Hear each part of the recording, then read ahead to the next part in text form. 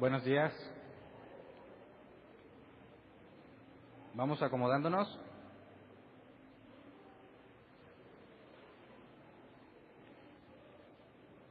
¿Cómo les fue ayer de fiesta? ¿Qué pasó? ¿No se supone que no se celebra el Halloween? No, yo estaba celebrando el Día de la Reforma Protestante.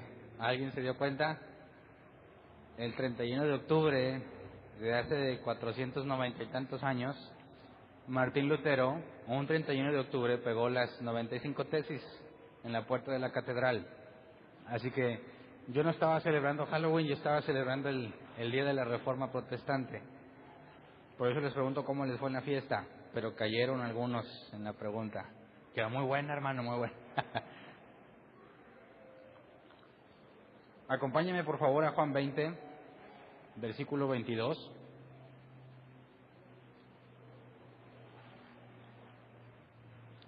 Los ingenieros multimedia, ¿ya podemos empezar? Excelente. Juan 20, 22. Dice, acto seguido, sopló sobre ellos y les dijo, reciban el Espíritu Santo. Es exactamente el mismo pasaje que analizamos el miércoles. Y el miércoles nos enfocamos en estudiar qué pasó cuando recibieron el Espíritu Santo.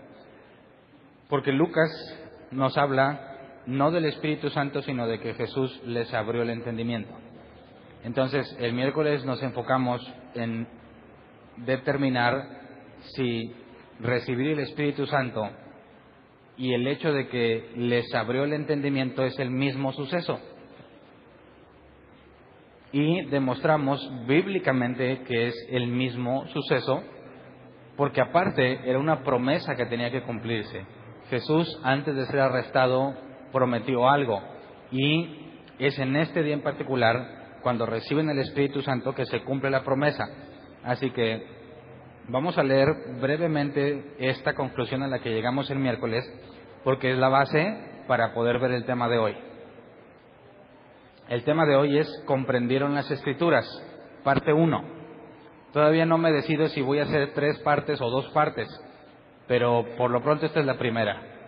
El miércoles, en definitivo, vamos a continuar con el tema, pero no estoy seguro si el próximo domingo veremos una tercera parte, porque tengo tanto que decirles y tan poco tiempo para decirlo, que me vi en la necesidad de partirlo. Ahora, yo también reconozco que me presiono yo solo quiero decir todo en un día, y me dice mi esposa, ¿por qué, Hernán, tienes más días, verdad? Hay muchas reuniones. Le digo, sí, pero tú no sabes si voy a seguir con vida. ¿Qué tal si este fue mi último día? Así que voy a buscar un balance entre todo lo que les quiero decir y confiar en que Dios me va a dar más días para decirlo, y nos vamos a ir por partes, porque los que más sufren son los maestros, ¿verdad? Ser maestro de los niños mientras Hernán predica es todo una hazaña. De hecho, estoy convencido de que cuando llegue el día del juicio y le digan a un maestro, pásale a ver, ¿tú qué onda? ¿Tú qué hiciste? Va a decir, yo fui maestro de los niños mientras Hernán predicaba. Y le van a decir, pásale, bienvenido al reino que estaba preparado para ti. Porque los maestros preparan su clase sincronizados conmigo. Según yo ya acabé, ellas ya están listas, y que vienen las preguntas, y que se agarren pregunta y pregunte, y ya no hayan qué hacer con los niños. Así que Dios movió mi corazón y voy a tratar de no hacer los temas tan largos para verlos en distintas partes. Entonces, vamos a repasar brevemente lo que vimos el miércoles para empezar a analizar lo del tema de hoy. Vayamos a Lucas 24, 44 al 48. El pasaje inicial es todo lo que Juan nos dice. Sopló sobre ellos y les dijo, reciban el Espíritu Santo. Pero en estos pasajes de Lucas 24, 44, 48, quisiera que los repasáramos porque es algo que ya demostramos el miércoles pasado. Dice, cuando todavía estaba yo con ustedes, les decía que tenía que cumplirse todo lo que está escrito acerca de mí en la ley de Moisés, en los profetas y en los salmos. Entonces les abrió el entendimiento para que comprendieran las Escrituras. Esto es lo que está escrito, les explicó, que el Cristo padecerá y resucitará al tercer día, y en su nombre se predicarán el arrepentimiento y el perdón de pecados a todas las naciones, comenzando por Jerusalén. Ustedes son testigos de estas cosas. Entonces, cuando analizamos el original, hay 3 palabras claves: abrió, entendimiento y comprendieran. Les abrió el entendimiento para que comprendieran las Escrituras. Y la palabra en griego abrió es dianoigo o dianoijo, que se traduce como abrir totalmente al completar los pasos necesarios para lograrlo. O sea que no fue un acto mágico, sino que era el último de los pasos que Jesús hizo con sus discípulos. Abrir totalmente algo al completar los pasos necesarios para lograrlo. 2, la palabra entendimiento es el griego nous, que se traduce como mente, entendimiento, capacidad para pensar o razonamiento. Así que efectivamente fue un proceso mental. Les abrió la mente, la capacidad de razonar, la capacidad de entender. Y dice que es para que comprendieran. Y aquí la palabra griega es suniemi, que se traduce como entender, comprender, unir las piezas. Y este es un ejemplo que me gusta mucho. Unir las piezas como las de un rompecabezas. Tú puedes estar armando un rompecabezas de 5,000 piezas.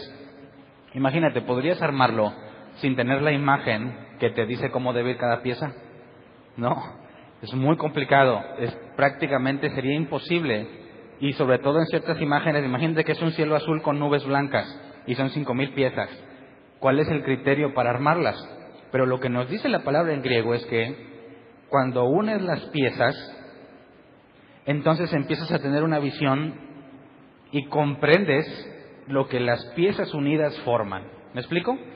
Entonces imagínate, hay rompecabezas mucho más simple de 12 piezas.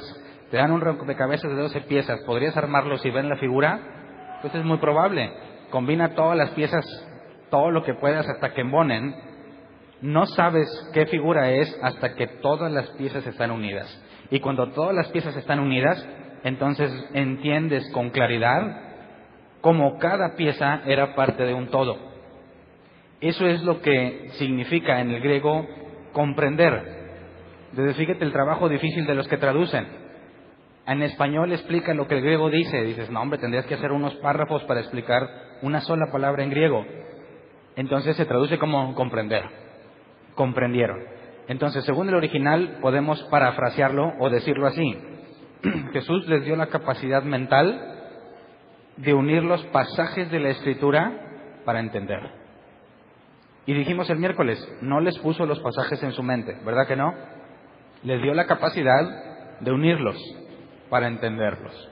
Entonces, si una persona no lee la Biblia, ¿cuándo va a entender, según el griego, comprender? Nunca. ¿Por qué? Pues porque no tienes piezas para unir. ¿Me explico? Oye, Hernán, ¿para qué leemos la Biblia si el Espíritu Santo nos guía la verdad? Bueno, aquí dice cómo te guía la verdad.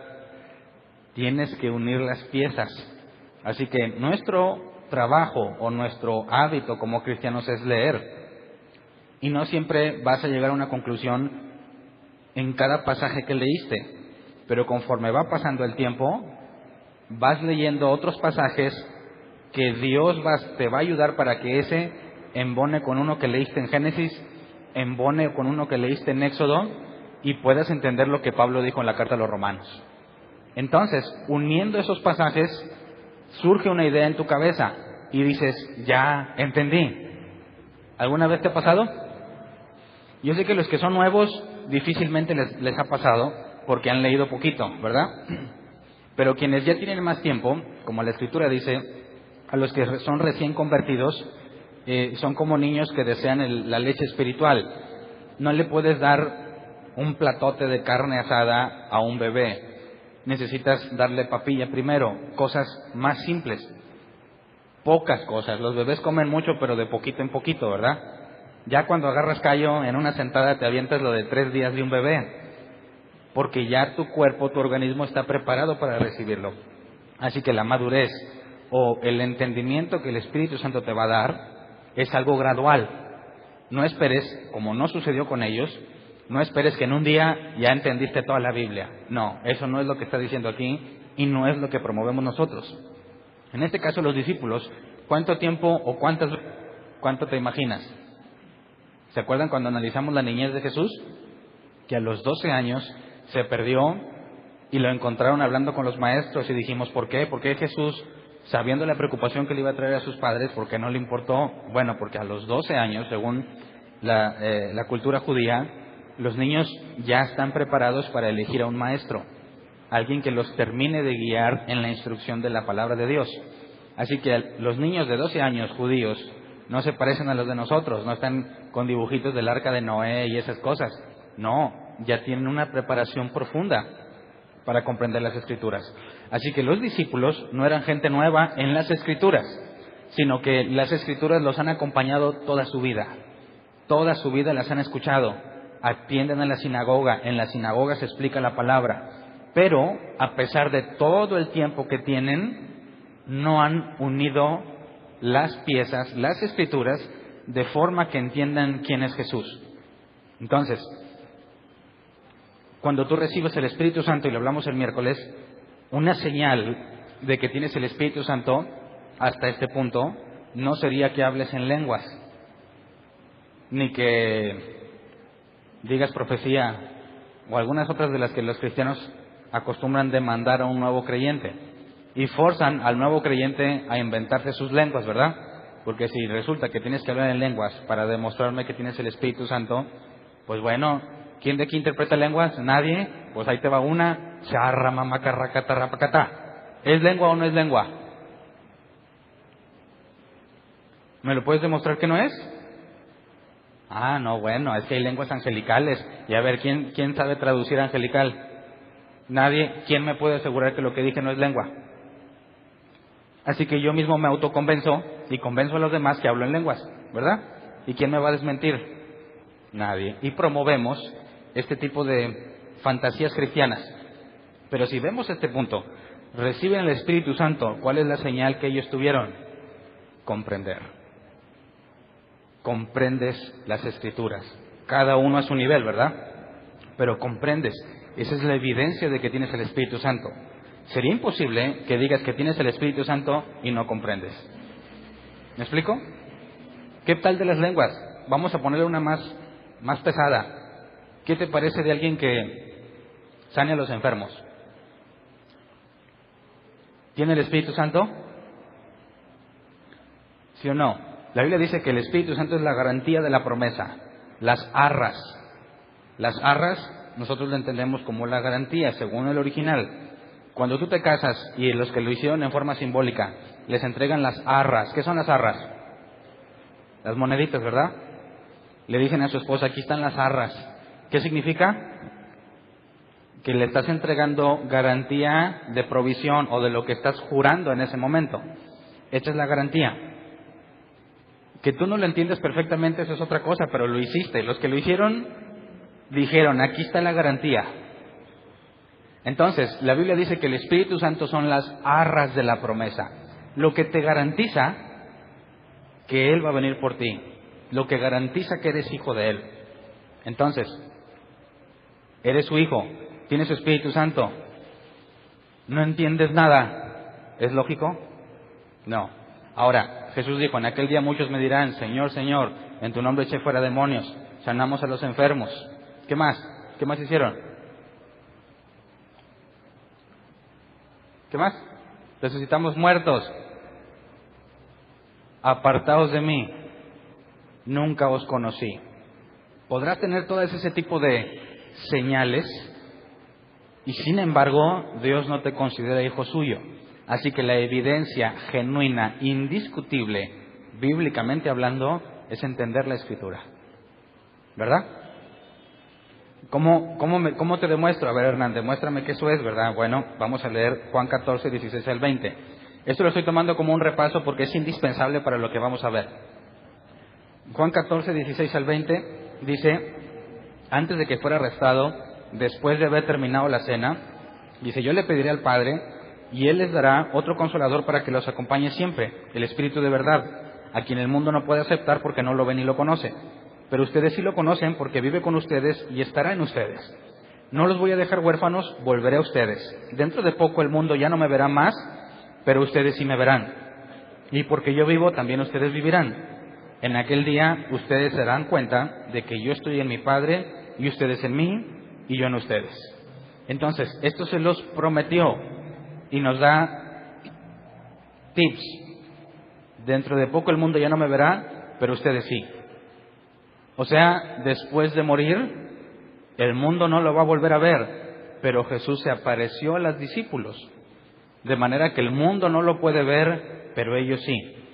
Y dicen, aquel día ustedes se darán cuenta de que yo estoy en mi Padre, ustedes en mí y yo en ustedes.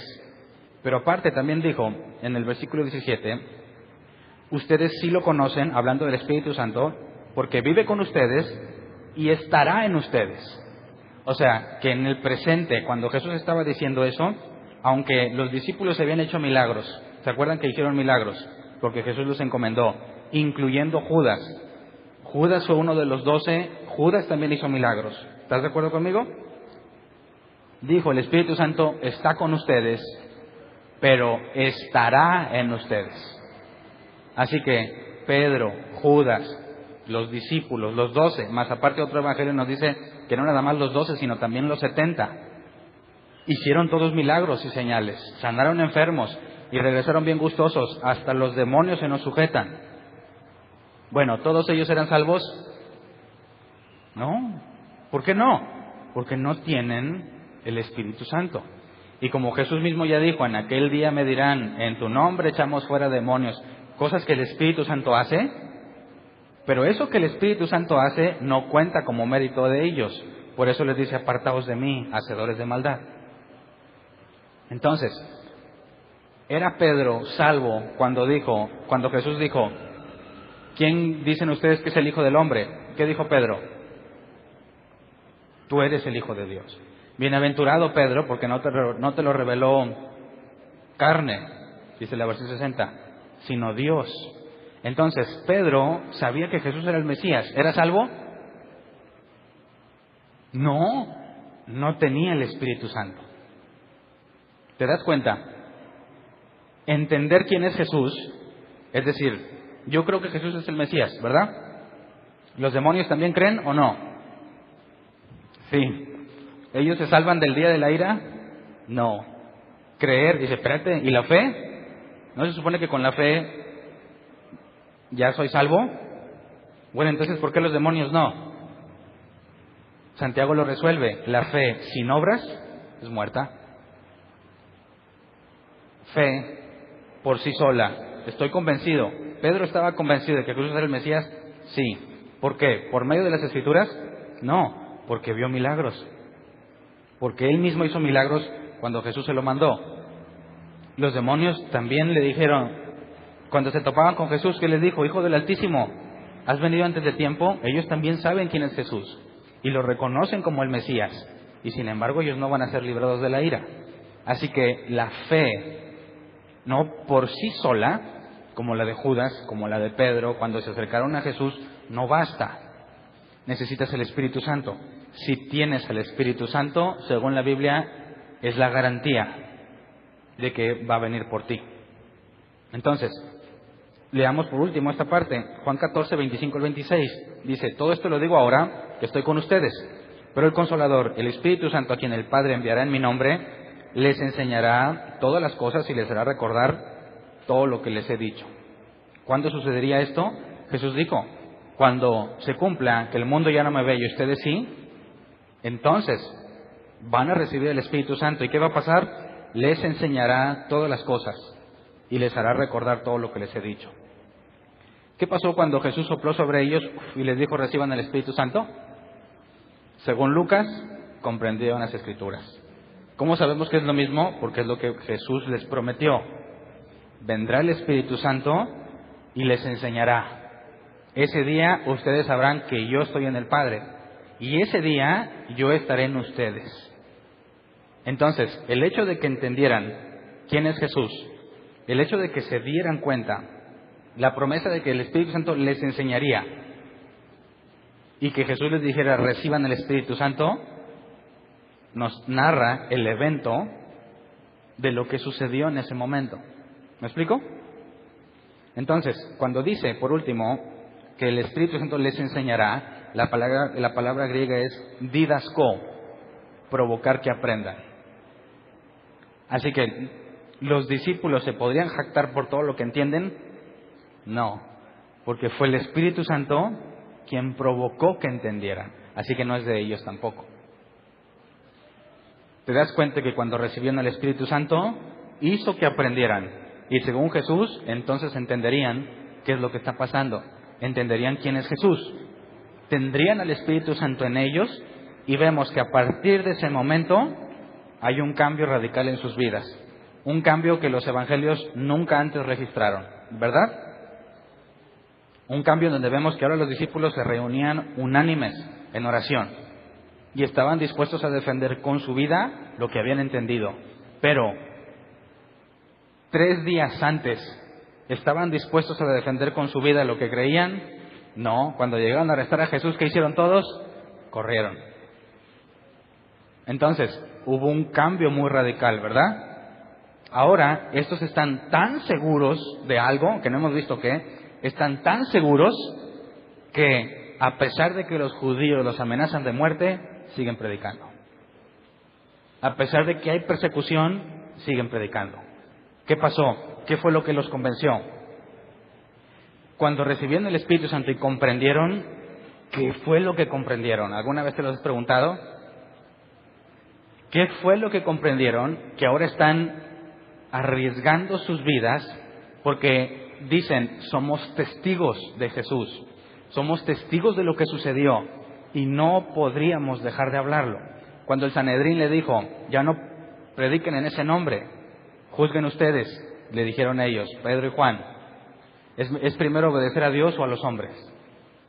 Entonces, tuvieron una convicción muy profunda a partir de este momento, y dejando en claro que no proviene de ellos lo que sucedió, sino que cuando recibieron el Espíritu Santo se les abrió el entendimiento y provocó que aprendieran. Vamos a entender ahora, o vamos a hacer el esfuerzo por entender qué fue lo que Jesús les dijo. No sé si alguna vez te ha dado curiosidad. ¿Qué les dijo Jesús? ¿Cómo los convenció? Más aún, ¿cómo podría Jesús convencerlos de que Él es Dios?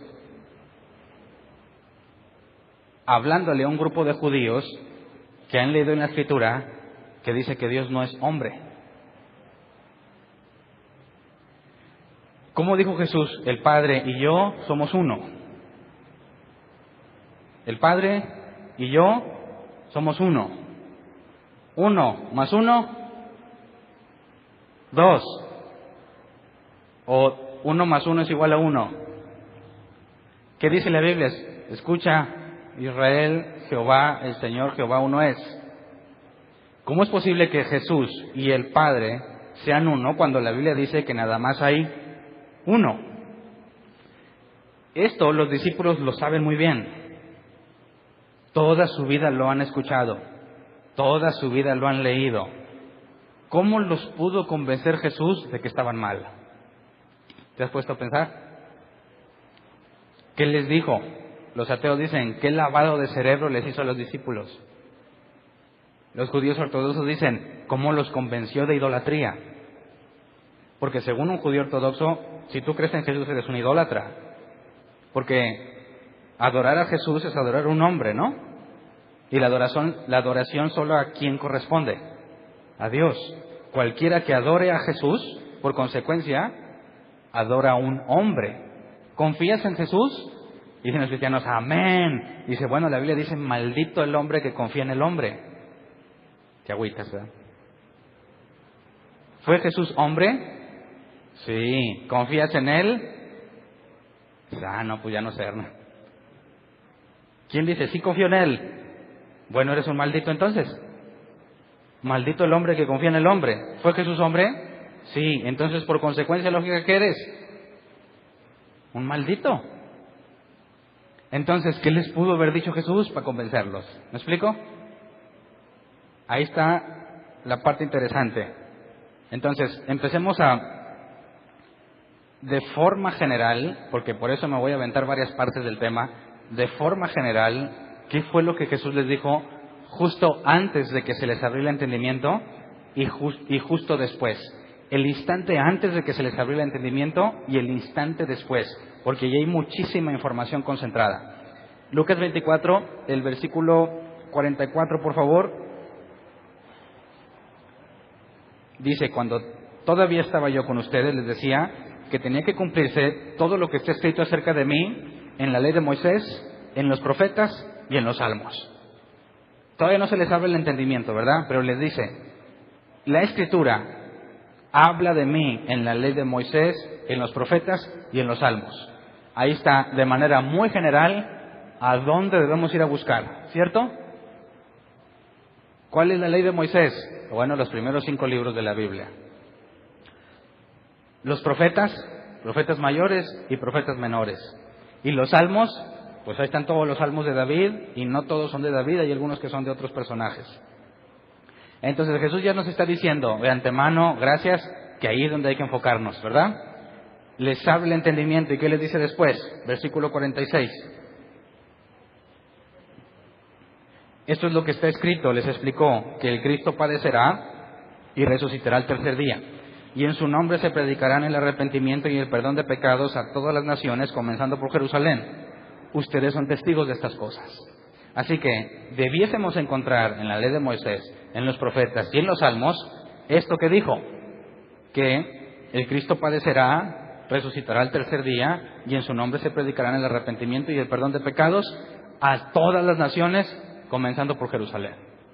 Así que eso no lo inventó Jesús. Está diciendo que eso está en la ley de Moisés, en los profetas y en los salmos. Entonces, gracias a Dios ahí tenemos mínimo un lugar a donde buscar y qué buscar. ¿Me explico? Pero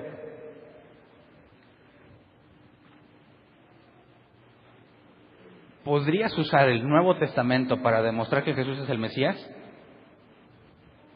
¿Sí o no? ¿Dónde Jesús dice que busques? ¿Dónde dice que está dicho? En el Antiguo Testamento. ¿Qué pasaría si un cristiano trata de convencer a un judío de que Jesús es el Mesías usando el Nuevo Testamento? ¿Alguien lo ha intentado? Levante su mano. ¿Cuántas pedradas recibiste? ¿Cuántas burlas? ¿Cuántas humillaciones? No te recomiendo que intentes eso.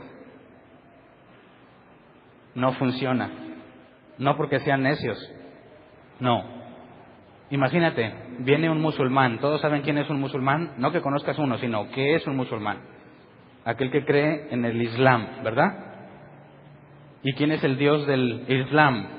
Ellos aseguran que es el mismo que nosotros, pero le llaman Alá. ¿Y quién es su profeta, su Mesías? Mahoma. Entonces, imagínate que viene un musulmán y te dice: cristiano, estás mal, ese Jesús no es el Mesías, el Corán lo dice. ¿Le crees? Dirías: fíjate, pues sí es cierto, voy a tirar lo mío, voy a tirar el Viejo Testamento, voy a tirar el Nuevo Testamento y voy a hacerle caso a lo que dice el Corán. ¿Quién de aquí lo haría? ¿Qué tanto éxito tendría? No estoy hablando a pescar cualquier cristino, defino qué es cristino. Cristino no es un cristiano. Cristino es una persona casi cristiana, pero no es cristiana. De esos que asisten a la iglesia, pero no entienden nada. De esos que entregan sus promesas, sus ofrendas, diezmos, pactan con Dios, un montón de cosas, esperando que de forma mágica las cosas cambien. Eso es un cristino. ¿Puedes apantallarte a un cristino leyéndole el Corán? Pues sí, no nomás leyéndole el Corán. Léele un cómic y se la cree. Escucha una predicación que no tiene nada que ver con la Biblia y se la cree. Ese no es el caso. Háblale a un cristiano que estudia la Biblia, como los discípulos, que conocen de toda su vida las Escrituras. Imagínate, viene alguien, tú conoces la Escritura, la has analizado desde los 5 años hasta tu edad actual, y viene alguien y te enseña un versículo del Corán, y te trata de demostrar por medio del Corán que estás equivocado. ¿Le crees? ¿Qué pensarías? ¿Qué le dirías? Dices: compadre, yo no creo en el Corán, ¿verdad? Así de simple. Entonces dicen los cristianos que voy con un judío y que le digo: Jesús es el Mesías. ¿Cómo sabes? La Biblia dice: de tal manera amó Dios al mundo, que dio a su Hijo unigénito para que todo aquel no se pierda, mas tenga vida eterna. Tómala en tu cara, le dicen al judío. ¿Y qué dice el judío? Yo no creo en el Nuevo Testamento. ¿Verdad? Para un judío, ¿qué es la palabra de Dios? Sus 39 libros, a lo que le llamamos el Viejo Testamento. Y todo el Nuevo Testamento son mentiras.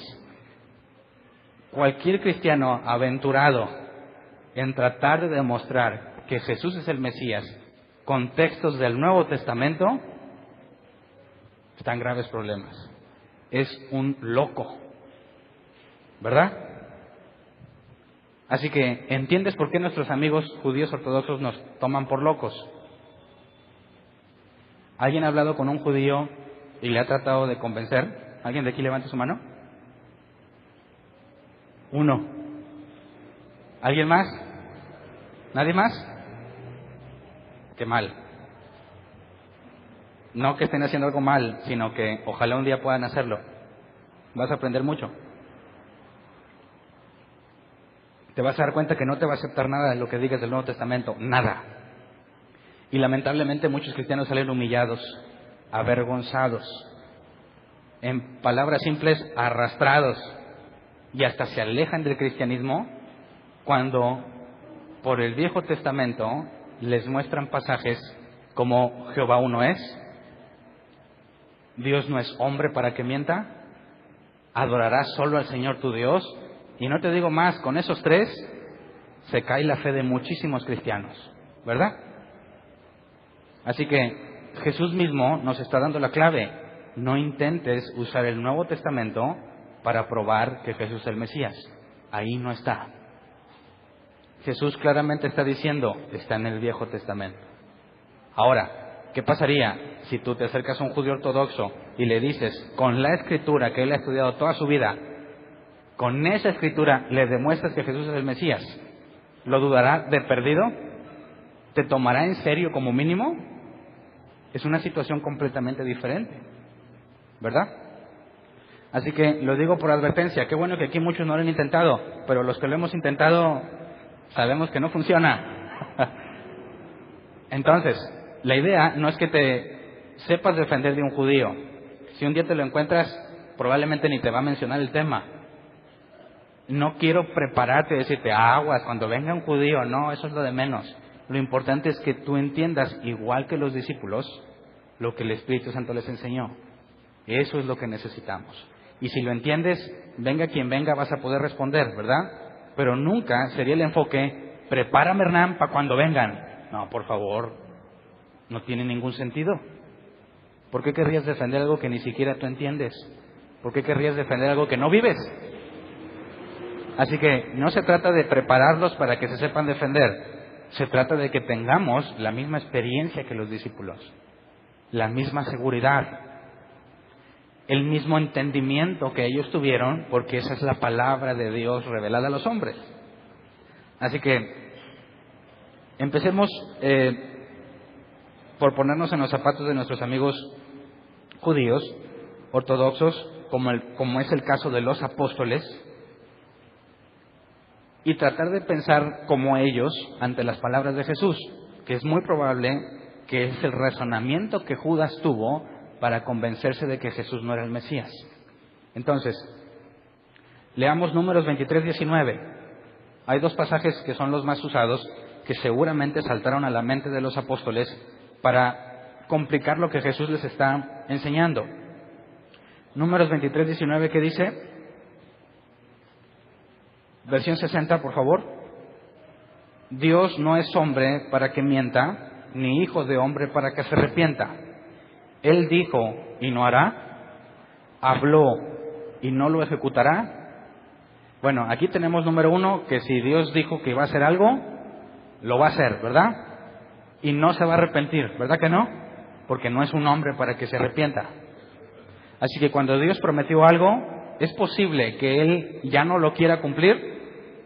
Según este pasaje, es imposible, porque nos dice que es la parte que quiero rescatar, Dios no es hombre, ¿verdad? Ahora, 1 Samuel 15:29. Además, el que es la gloria de Israel no mentirá ni se arrepentirá, porque no es hombre para que se arrepienta.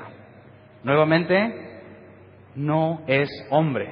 Ahora, ¿Jesús es Dios? ¿Sí o no? Sí. ¿Jesús es hombre? Sí. Por consecuencia, Jesús no es Dios. ¿Me entendiste? No que yo lo afirme, sino que leyendo estos dos pasajes, nunca podrías concluir que Jesús es Dios. ¿Estás de acuerdo conmigo? ¿Sí? Les voy a ir preguntando porque si se me pierden, no si se me pierden, porque si digo que si se me pierden los hago culpables a ustedes. Si los pierdo, de nada sirve que continúe. Así que voy a estar jugando entre el papel de los judíos y el papel del cristiano. Y te voy a hacer las preguntas que cualquier judío te haría. Preguntas que fácilmente vendrían a la mente de cualquiera que escuchó a Jesús decir que Él era Dios. ¿Me explico?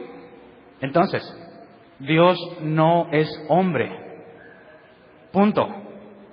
¿Cómo es que los cristianos aseguran que Jesús, un hombre, es Dios? ¿Tiene sentido? No. Estamos en problemas si lo ves desde esa perspectiva. Es imposible que alguien pudiese decir que Dios es hombre o que un hombre es Dios. Porque ¿qué fue primero, Dios o el hombre? Dios. ¿Cómo Dios, que creó al hombre, podría ser hombre? ¿Me explico? Si Dios creó al hombre, ¿podríamos decir que Dios es un hombre? Imposible. Imposible. No tiene lógica, no tiene sentido. Y lamentablemente muchos cristianos dicen que sí, ¿verdad? Sí es. Pero aquí dice que no. Pero sí es. Es una contradicción. Pero yo lo creo, hermano. Bueno, tenemos un problema entonces, ¿no? Así que, imagínate, un judío le dices, oye, acepta a Jesús en tu corazón. Le dice Jesús a los discípulos, yo soy Dios. ¿Qué diría un discípulo? A ver, Jesús, ¿eres un hombre? ¿Sí? No te entiendo. No te entiendo. Ahora, ¿qué dijo Jesús? El Padre y yo somos uno, ¿verdad? Leamos Deuteronomio 6:4. Escucha, versión 60. De aquí en adelante, por favor, todos los pasajes en la Reina Valera 60. ¿Por qué? Porque quiero que leamos lo que está traducido tal cual. La NBI en estos casos no está haciendo una traducción correcta o pone palabras que nos complican. En este caso y los versículos que voy a leer, vamos a elegir la versión 60 porque los está traduciendo tal cual.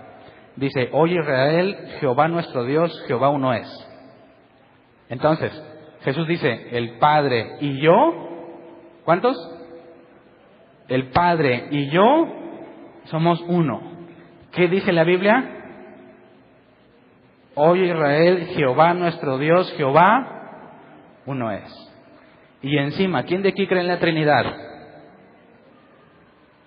O sea, Padre, Hijo, Espíritu Santo, ¿son un Dios o tres dioses? Uno.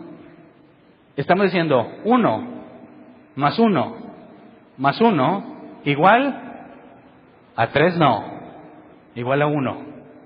Y ahí se arranca el pelo los judíos, ¿verdad? ¿Cómo puede ser? 1 más 1 más 1 es igual a 3. Aquí, en China, en Jerusalén, donde tú quieras, ¿verdad? Entonces, no contentos los cristianos con decir que Jesús y el Padre son uno, le agregan otro, el Espíritu Santo.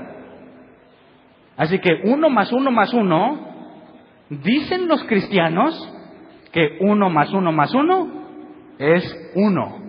¿Quién se enorgullece de esa conclusión?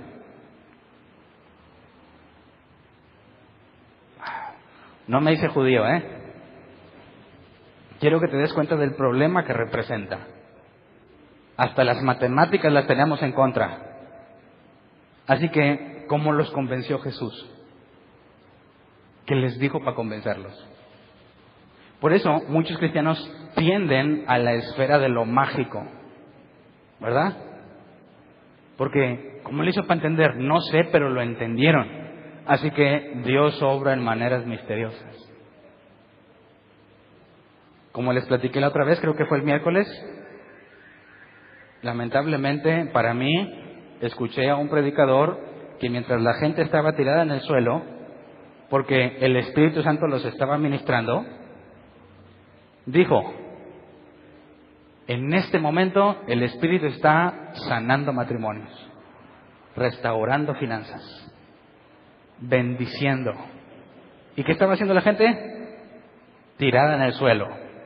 O sea, que el que tenía problemas con su mujer, pero estaba ahí tirado en el suelo, se levantó, llegó con su mujer y su mujer le dijo: viejo, te amo, ya no tenemos ningún problema. Eso significaría que mientras estuvo en el suelo, Dios restauró su matrimonio. ¿No te parece mágico?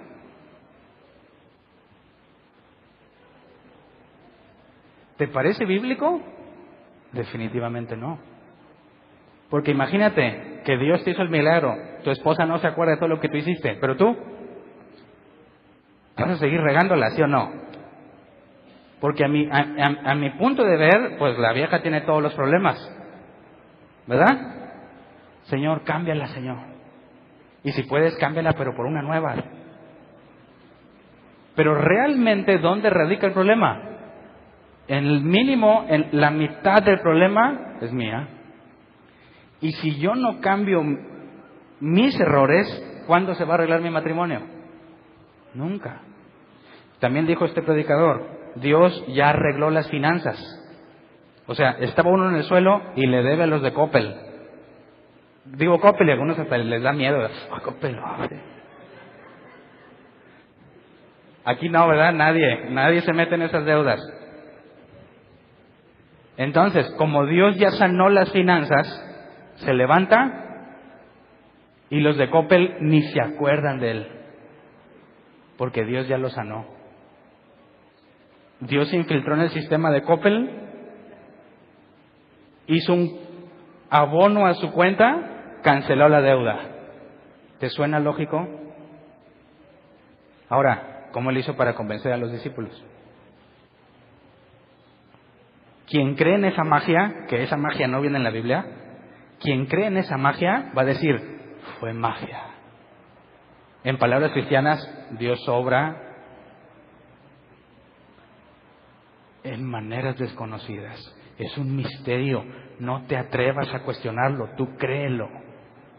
Tenemos un grave problema, porque cuando me digan: eres cristiano con la espada en la mano para decapitarte, ¿qué vas a decir? ¿Dónde va a estar la magia? Te vas al otro extremo. Bueno, cuando lleguen a tocar tu puerta, venimos a embargar, ¿qué vas a hacer? Y más si estuviste con ese predicador que te dijo que ya estaba todo arreglado. Vas a llegar a la conclusión de que Dios es una farsa, el predicador y Dios. Así que, ¿estás de acuerdo conmigo en que necesitamos entender lo que ellos entendieron? Ahora, ¿podría yo saberlo? Mira, yo no pretendo decir que... No te estoy diciendo que te voy a decir exactamente lo que Jesús les dijo. Me quedaría muy corto.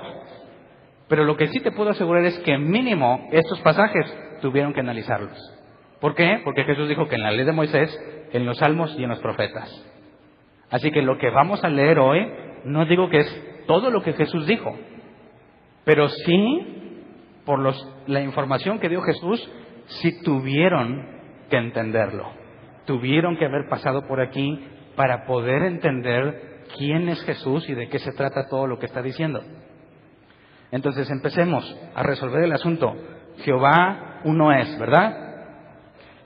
Leamos el original de Deuteronomio 6:4, cuando dice: oye Israel, Jehová nuestro Dios, Jehová uno es. ¿Se acuerdan que ya les había comentado este pasaje? La palabra uno es el hebreo ejad. Ejad se traduce como uno. ¿Qué nos está diciendo aquí Deuteronomio? Uno de los libros de Moisés. Dios es uno. Punto. Ahora, vamos a Génesis 2:24. Dice, versión 60, por tanto, dejará el hombre a su padre y a su madre, y se unirá a su mujer, y serán una sola carne.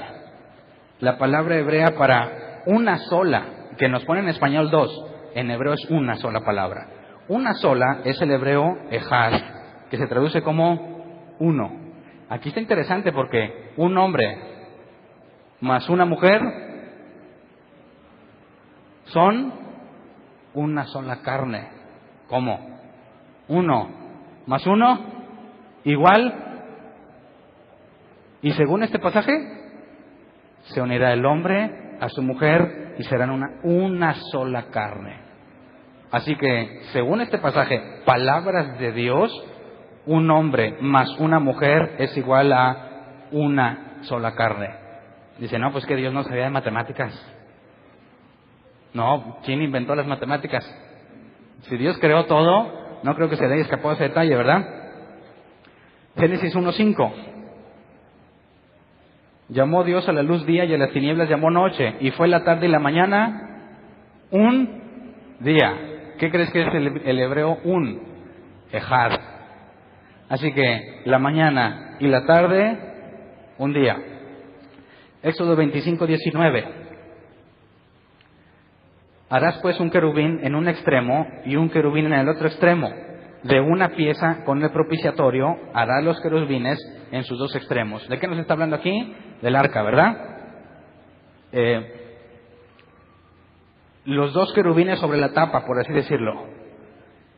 Dos querubines, una tapa, son una pieza del hebreo ejad.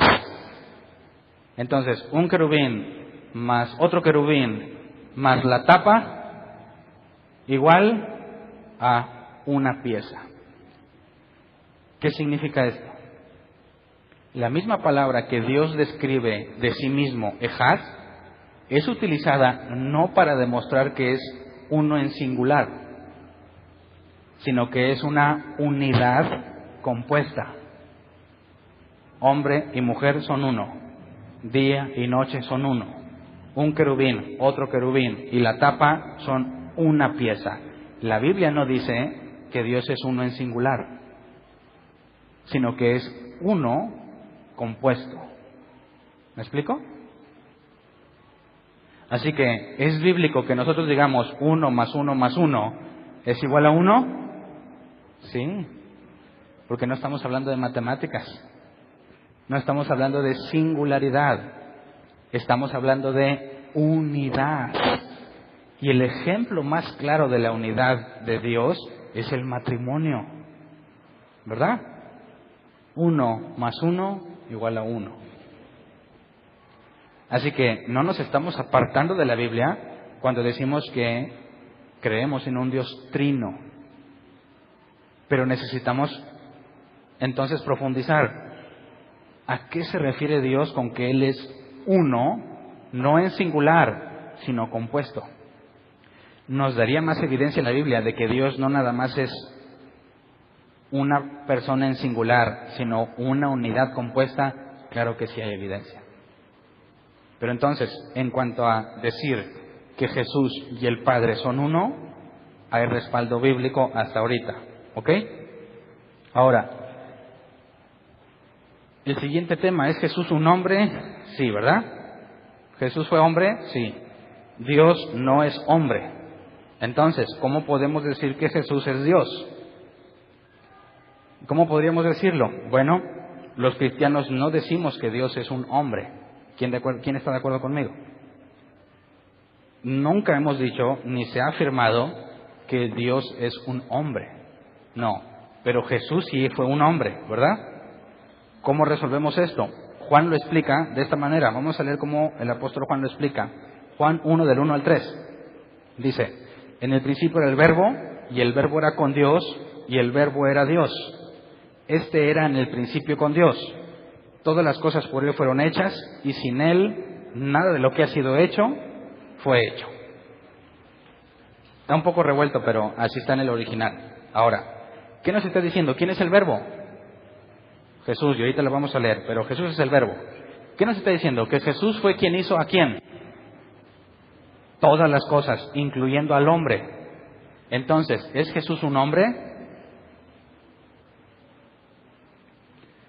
¿Podría ser posible que si Él creó a los hombres, Él sea un hombre? ¿Sí o no? No, es imposible que Él sea un hombre. Pero ¿no se supone que Jesucristo, hombre, murió por mí? Es que hay que ver lo que el apóstol Juan nos está diciendo. Jesús era antes de todo eso. ¿Cómo lo podemos entender? Leamos ese mismo capítulo, versículo 14 y 15. Y aquel verbo fue hecho carne y habitó entre nosotros, y vimos su gloria, gloria como del unigénito del Padre, lleno de gracia y de verdad. Juan dio testimonio de él y clamó diciendo: este es de quien yo decía, el que viene después de mí es antes de mí, porque era primero que yo. Así que no estamos diciendo que Jesús es un hombre, sino que Jesús se hizo hombre. Y es algo completamente diferente, ¿verdad? Cuando dice que el verbo fue hecho carne, no estamos diciendo que el verbo era hombre. Por eso dice, Juan el Bautista dijo: el que viene después de mí es mayor que yo porque es antes de mí. Así que no estamos diciendo que Jesús es un hombre, estamos diciendo que Jesús tomó forma humana. Así que, ¿puede ser que Jesús sea Dios? Sí, pero fue un hombre. Y esa es la forma que tomó. ¿Me explico? Entonces, hasta aquí no debería haber ningún problema con las escrituras hebreas. Ninguno. Ni ninguna objeción por parte de nuestros amigos ortodoxos.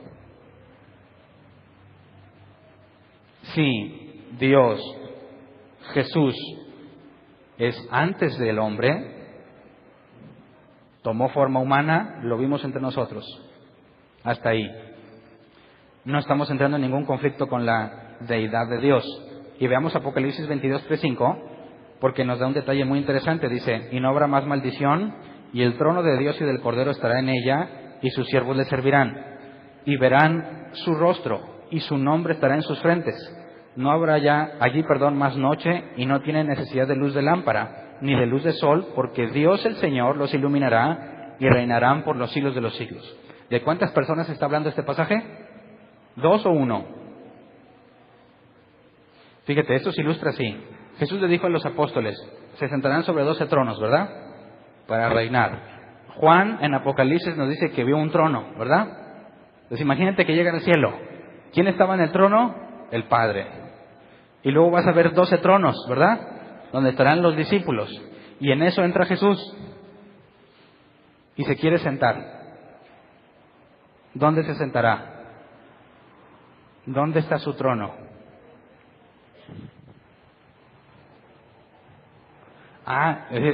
Chavos, a ver, vénganse para allá, que aquí nos faltó Jesús. No, si pones atención, ¿cuántos tronos mencionó Juan en Apocalipsis?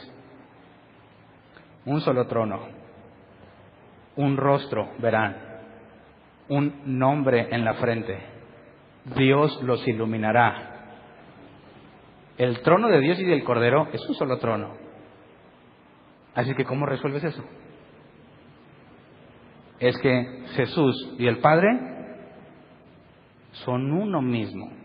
Pero espérame, objeción. Dijimos que no podemos usar el Nuevo Testamento, ¿verdad? Ya los había convencido con el Nuevo Testamento y no se vale. ¿Dónde está la evidencia? En el Viejo Testamento. ¿Te das cuenta cómo puedes caer en un error muy simple? Ya estabas convencido y yo mismo quebranté la regla que Jesús puso. No cometas ese error. Esto que yo cito de Juan es la forma en la que Juan lo entendió. No es ninguna evidencia. No sirve como evidencia. Por las propias palabras de Jesús, está escrito en la ley de Moisés, en los salmos y en los profetas. Y lo que yo te dije de Juan no es ninguno de esos. Así que no estoy tratando de probarte por lo que dijo Juan que Jesús es el Mesías. Quiero que entiendas cómo Juan lo entiende, para que analicemos textos y veamos si podemos concluir igual que él. Así que ahora sí vamos a empezar con el Viejo Testamento, partiendo de las palabras que dijo Jesús en el versículo 46 de Lucas 24. Dice que en su nombre se predicarán el arrepentimiento y el perdón de pecados. ¿Se acuerdan? Estaba escrito que el Cristo padecería, que resucitaría el tercer día, y en su nombre se predicarán el arrepentimiento y perdón de pecados a todas las naciones, empezando por Jerusalén. Pero la frase con la cual nos vamos a enfocar hoy es: en su nombre se predicarán el arrepentimiento y el perdón de pecados. ¿Qué significa eso? Que en el nombre de Jesús hay salvación, arrepentimiento y perdón de pecados. O sea, quedo en paz con Dios. En el nombre de Jesús, ¿verdad? En el nombre de Jesús hay salvación. Pero vamos a Joel 2:32.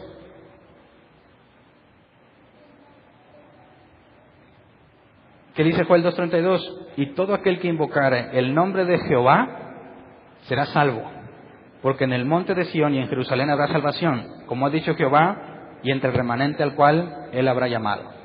Entonces, ¿en el nombre de quién? ¿En el nombre de Jesús o en el nombre de Jehová? Jesús dice que en la Escritura dice que en el nombre de Jesús habrá salvación. Y la Escritura dice que es en el nombre de Jehová, y la palabra Jehová no existe en la Biblia. En el nombre de YHVH. Ese es el nombre de Dios y no es pronunciable. Así que cuando tú lees Jehová, eso no existe. El nombre de Jehová no existe.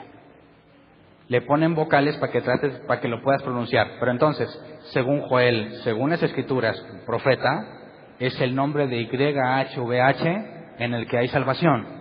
Según Jesús, las Escrituras deben demostrar que en el nombre de Jesús hay salvación. Ese es el primer punto a considerar. Para que en el nombre de Jesús haya salvación, ¿quién tendría que ser Jesús? YHVH. Tendría que ser Dios. Jesús está diciéndoles que en la Escritura se tiene que demostrar que Jesús es Dios. Por consecuencia, en el nombre de Jesús hay salvación. ¿Ok? Entonces, vamos a empezar a considerar el primero de los puntos. La unidad compuesta de Dios, Ejad. ¿Cómo podemos, además de lo que ya vimos del original, cómo podríamos interpretar estos pasajes?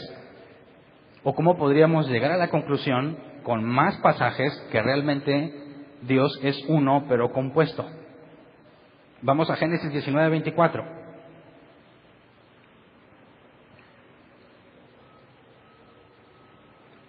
Génesis 19:24, versión 60. Entonces Jehová hizo llover sobre Sodoma y sobre Gomorra azufre y fuego de parte de Jehová de los ejércitos. ¿Cómo? Entonces Jehová hizo llover sobre Sodoma y sobre Gomorra azufre y fuego de parte de ¿quién? ¿Cómo? ¿Cuántos Jehovás hay? Fíjate cómo Dios habla de sí mismo en primera persona, yo, y en tercera persona, Él. ¿Verdad? Entonces, Jehová hizo llover sobre Sodoma y sobre Gomorra de parte de Jehová. Yo no podría decir, y entonces yo fui y me compré unas pastillas porque Hernán me lo mandó. ¿Cuántos Hernán hay? ¿Te das cuenta? Está extraño, ¿no? Pero hay más pasajes. Amós 4:11. Amós 4:11. Os trastorné como cuando Dios trastornó a Sodoma y a Gomorra. Y fuisteis como tizón escapado del fuego, mas no os volvisteis a mí, dice Jehová. Otra vez está hablando de dos Jehovás, ¿verdad? Os trastorné como cuando Dios trastornó a Sodoma y Gomorra, y no te volviste a mí. Y aquí está hablando Dios, primera y tercera persona. Dios mismo está hablando como si existiera otra versión de Él, o como nos platicara como Elmo. ¿Quién conoce este personaje Elmo? Elmo siempre habla en tercera persona, ¿verdad? Elmo tiene hambre, no dice yo tengo hambre, Elmo tiene hambre, Elmo se quiere dormir. ¿Y cómo habla Dios? A veces dice yo, y a veces dice Dios lo hizo. Así que aquí está diciendo yo te trastorné como cuando Dios lo hizo, pero está hablando Dios. Está extraño, ¿no? Génesis 22:11 y 12. Génesis 22:11 y 12. Entonces el ángel de Jehová le dio voces desde el cielo y dijo: Abraham, Abraham. Y él respondió: heme aquí. Contexto: está a punto de matar a Isaac, ¿verdad? Y dijo: no extiendas tu mano sobre el muchacho ni le hagas nada, porque ya conozco que temes a Dios, por cuanto no me rehusaste a tu hijo. Entonces, ¿quién está hablando? No me rehusaste a tu hijo. ¿Quién fue el que le dijo: Abraham, ve y lleva a tu hijo y ofrécelo como holocausto? Dios. Y aquí está diciendo: espérate, Abraham, ya sé que temes a Dios porque no me rehusaste a tu hijo. ¿Entiendes cómo habla de dos personas? ¿Verdad? ¿Sí? ¿Seguros? Ok. Otro pasaje. Éxodo. Bueno, mejor espérame. Antes de pasar a Éxodo, vamos a hacer un resumen aquí para no sé que los vaya a perder más adelante. Vemos como Dios mismo está hablando como si fuera dos, ¿verdad? En primera persona y en tercera persona. Reconoce que Él fue quien le dijo a Abraham, y Abraham ha demostrado, no dice que le tema a Él, sino que le teme a Dios, aunque fue Dios quien dio la orden. Así que, dicen los ateos, tenemos a un Dios con doble personalidad, dicen algunos. Como Gollum. ¿Quién vio el Señor de los Anillos? ¿Saben quién es Gollum? Bueno, Sméagol. Este hobbit que se transformó en otra cosa por el anillo, ya es otro contexto, no es bíblico. Y hablaba consigo mismo, ¿verdad? Decía que él iba a hacer cosas, pero que su otro yo le decía otras cosas, y dices: tienes ahí una doble personalidad, está loco.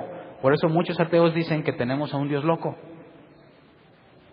que habla consigo mismo, haciendo referencia a otro él, ¿verdad?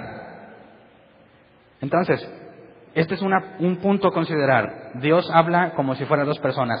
Veamos otro punto. El ángel de Jehová. Jehová y el ángel de Jehová son uno mismo según la Biblia.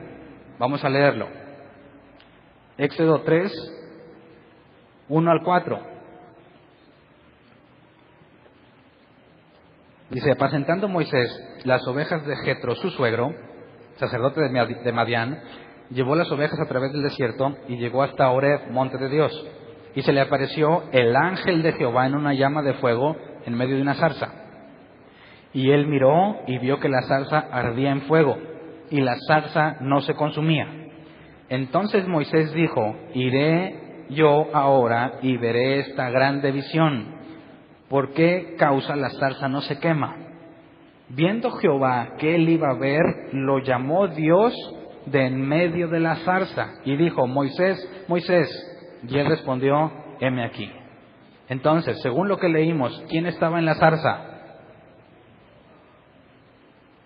El ángel de Jehová se manifiesta en la zarza. ¿Y Dios desde dónde habló? Desde la zarza. ¿Pero quién era la zarza? El ángel de Jehová. Si fuese uno, ¿por qué me mencionas dos? Porque el ángel de Jehová y luego Jehová habla desde el ángel. Bueno, Dios puede decir: Dios habló a través de la mula, ¿cuánto más de un ángel? Pero espérate. Éxodo 23, 20 al 22. Dios nos da más información de este ángel. He aquí yo envío mi ángel delante de ti para que te guarde en el camino y te introduzca en el lugar que yo he preparado. Guárdate delante de él y oye su voz, no le seas rebelde, porque él no perdonará vuestra rebelión, porque mi nombre está en él. Pero si en verdad oyes su voz e hicieres todo lo que yo te dijere, seré enemigo de tus enemigos y afligiré a los que te afligieren. Entonces, características del ángel: tiene poder para perdonar pecados, ¿verdad? ¿Qué dice aquí? No te rebeles porque él no te perdonará. ¿Quién es el único que puede perdonar pecados? Dios. Y Dios le está diciendo: no te rebeles contra el ángel porque no te va a perdonar. O sea que el ángel tiene el mismo atributo divino de perdonar pecados, ¿verdad? Ahora, dice que mi nombre está en él. ¿Qué significa esto? Dios dice, mi nombre está en el ángel. Pero Dios no es el ángel, ¿verdad que no? Fíjate, cuando Dios habló desde la zarza, y tenemos el trono de Dios en el cielo, ¿verdad? Dios dejó su trono y vino a hablar en la zarza. ¿Sí o no? Dios habla en medio de la zarza y el trono se quedó solo. ¿Es posible? Bueno, si Dios fuera Zeus, de la mitología griega, donde bajaba y tenía relaciones con mujeres y luego regresaba al Olimpo, lo entenderías. Pero este Dios, el de nosotros, el de la Biblia, el verdadero, nunca dejó el trono solo. Sin embargo, estaba en la zarza. ¿Cómo? ¿Habló Moisés con Dios, sí o no? Sí, Dios le habló a Moisés desde la zarza. Moisés estaba hablando con Dios y al mismo tiempo Dios estaba en el trono. ¿Qué fue lo que Moisés vio? Ahora, si tú tienes a un Dios todopoderoso que está en todas partes y te permite verlo, ¿qué verías? ¿Verías alguna figura? Imposible, porque está en todas partes al mismo tiempo. ¿Qué verías? Imagínate que Dios te da la habilidad de ver el aire. ¿Qué verías? ¿Podrías ver otra cosa que no fuera el aire? ¿Dónde hay aire? ¿A dónde voltearías que no esté el aire? Quedarías ciego. No podrías percibir ninguna otra cosa en el mundo, porque en todos lados hay aire. Ahora imagínate que puedes ver a Dios. ¿Qué verías? ¿Le hallarías forma? ¿Comprenderías? Es imposible. ¿A quién vio Moisés? Si Dios quisiera que tú lo vieras, ¿qué haría Dios? Como en el caso de Moisés, toma una forma que Moisés puede entender. Hay una zarza que se quema y desde ahí Dios le habla. O sea que para poder ver a Dios, Dios tiene que tomar una forma que podamos ver y comprender. De otra forma es imposible verlo. ¿Estás de acuerdo conmigo?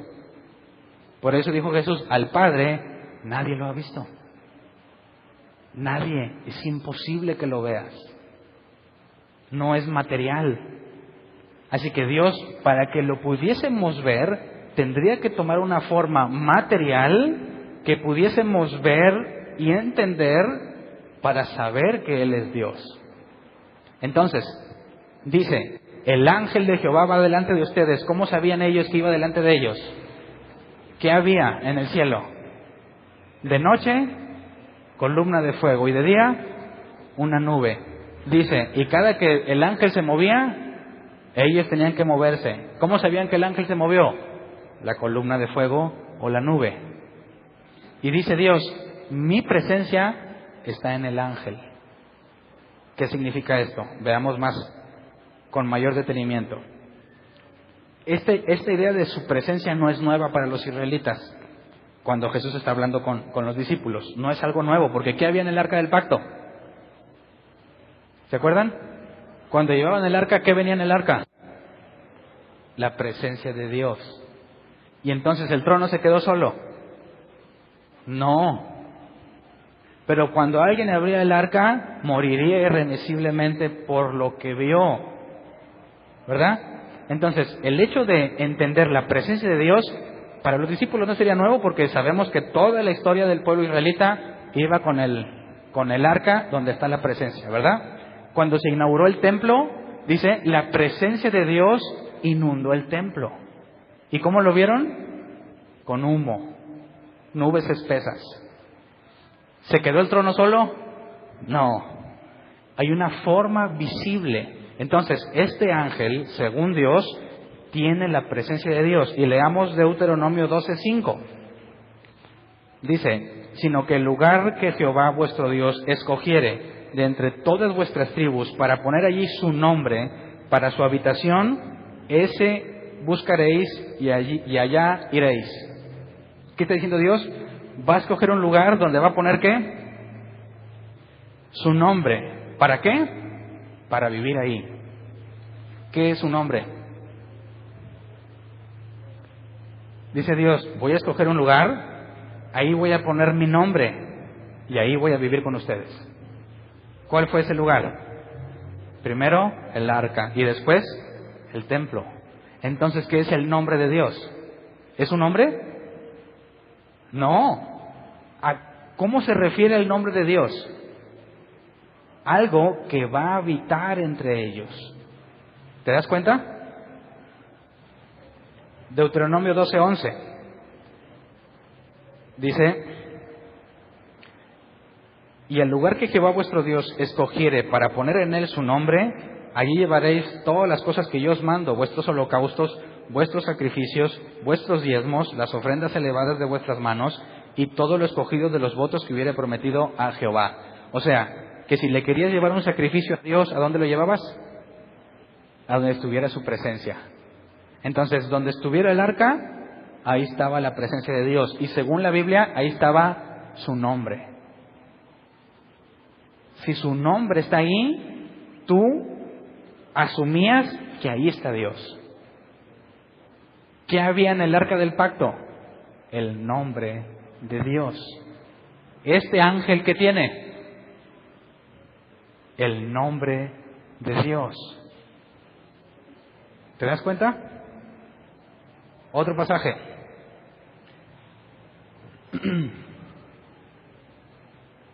Salmos 21 y 7. Salmos 21 dice, Jehová te oiga en el día de conflicto, el nombre del Dios de Jacob te defienda. ¿Cómo se refiere al nombre? Algo que me puede defender. Versículo 7. Estos confían en carros y aquellos en caballos, mas nosotros del nombre de Jehová nuestro Dios tendremos memoria. ¿Quién es su Dios, según este pasaje? El nombre de Jehová. Fíjate, Dios dice, pondré en el ángel mi nombre. ¿Qué dice el salmista? El nombre de Dios es mi Dios. ¿Es el mismo? ¿No los perdí? Fíjate cómo se refieren al nombre de Dios como su Dios en quien confían. Así que cuando vemos que es el nombre de Dios, no nada más es cómo se llama, un contexto así abstracto que no existe. No, se están refiriendo a algo material, algo visible y alguien en quien pueden poner su confianza. Ahora, ¿no dijimos que maldito el hombre que confía en el hombre? Ah, pero eso no es un hombre. Pero no es Jehová, es el nombre de Jehová. ¿A poco no parece que hay dos? Jehová y el nombre de Jehová. Segunda de Samuel 6, 1 y 2. David volvió a reunir todos los escogidos de Israel, 30,000. Y se levantó David y partió de Baala de Judá con todo el pueblo que tenía consigo para hacer pasar de allí el arca de Dios, sobre la cual era invocado el nombre de Jehová de los ejércitos que mora entre los querubines. ¿Quién es el que mora entre los querubines? No Jehová, su nombre. ¿A quién invocaban? O sea, ¿a quién le hablaban? Al nombre de Jehová. Entonces, el nombre de Jehová también escucha, también atiende y es visible, pero no es Jehová. ¿Estás de acuerdo conmigo?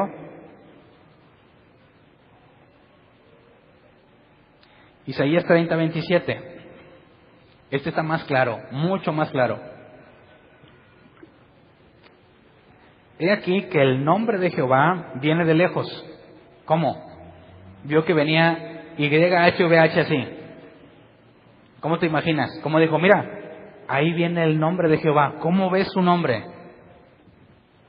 Ahí viene el nombre de Jehová.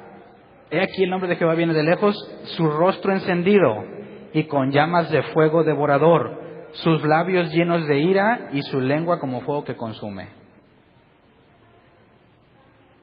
¿Tiene forma de qué?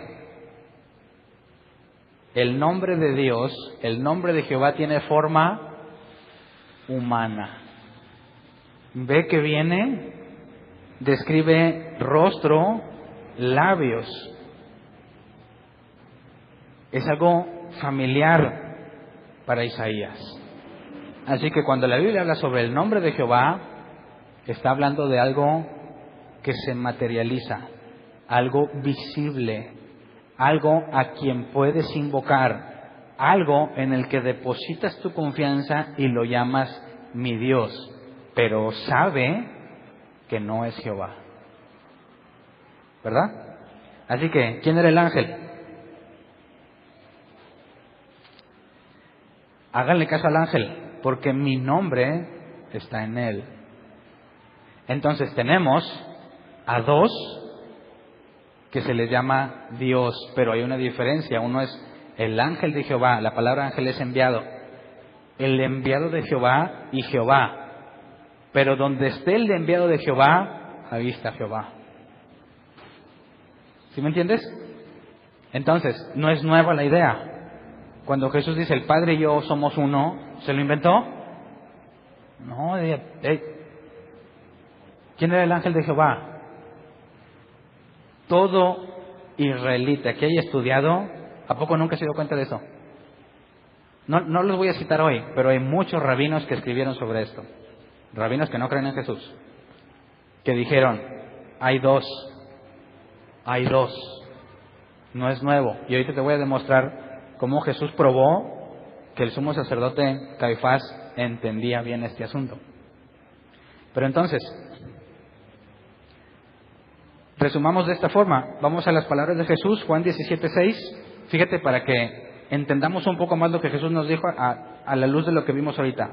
Dice Jesús, he manifestado tu nombre a los hombres que del mundo me diste. Tuyos eran y me los diste y han guardado tu palabra. ¿Qué fue lo que Jesús le mostró a los discípulos? Su nombre. ¿A quién estaban viendo los discípulos? Porque Jesús le dijo, quien me ha visto a mí, ha visto al Padre. Fíjate, versículo 12 del mismo Juan 17. Cuando estaba con ellos en el mundo, yo los guardaba en tu nombre. A los que me diste yo los guardé y ninguno de ellos se perdió, sino el hijo de perdición, para que la escritura se cumpliese. ¿Dónde los guardó?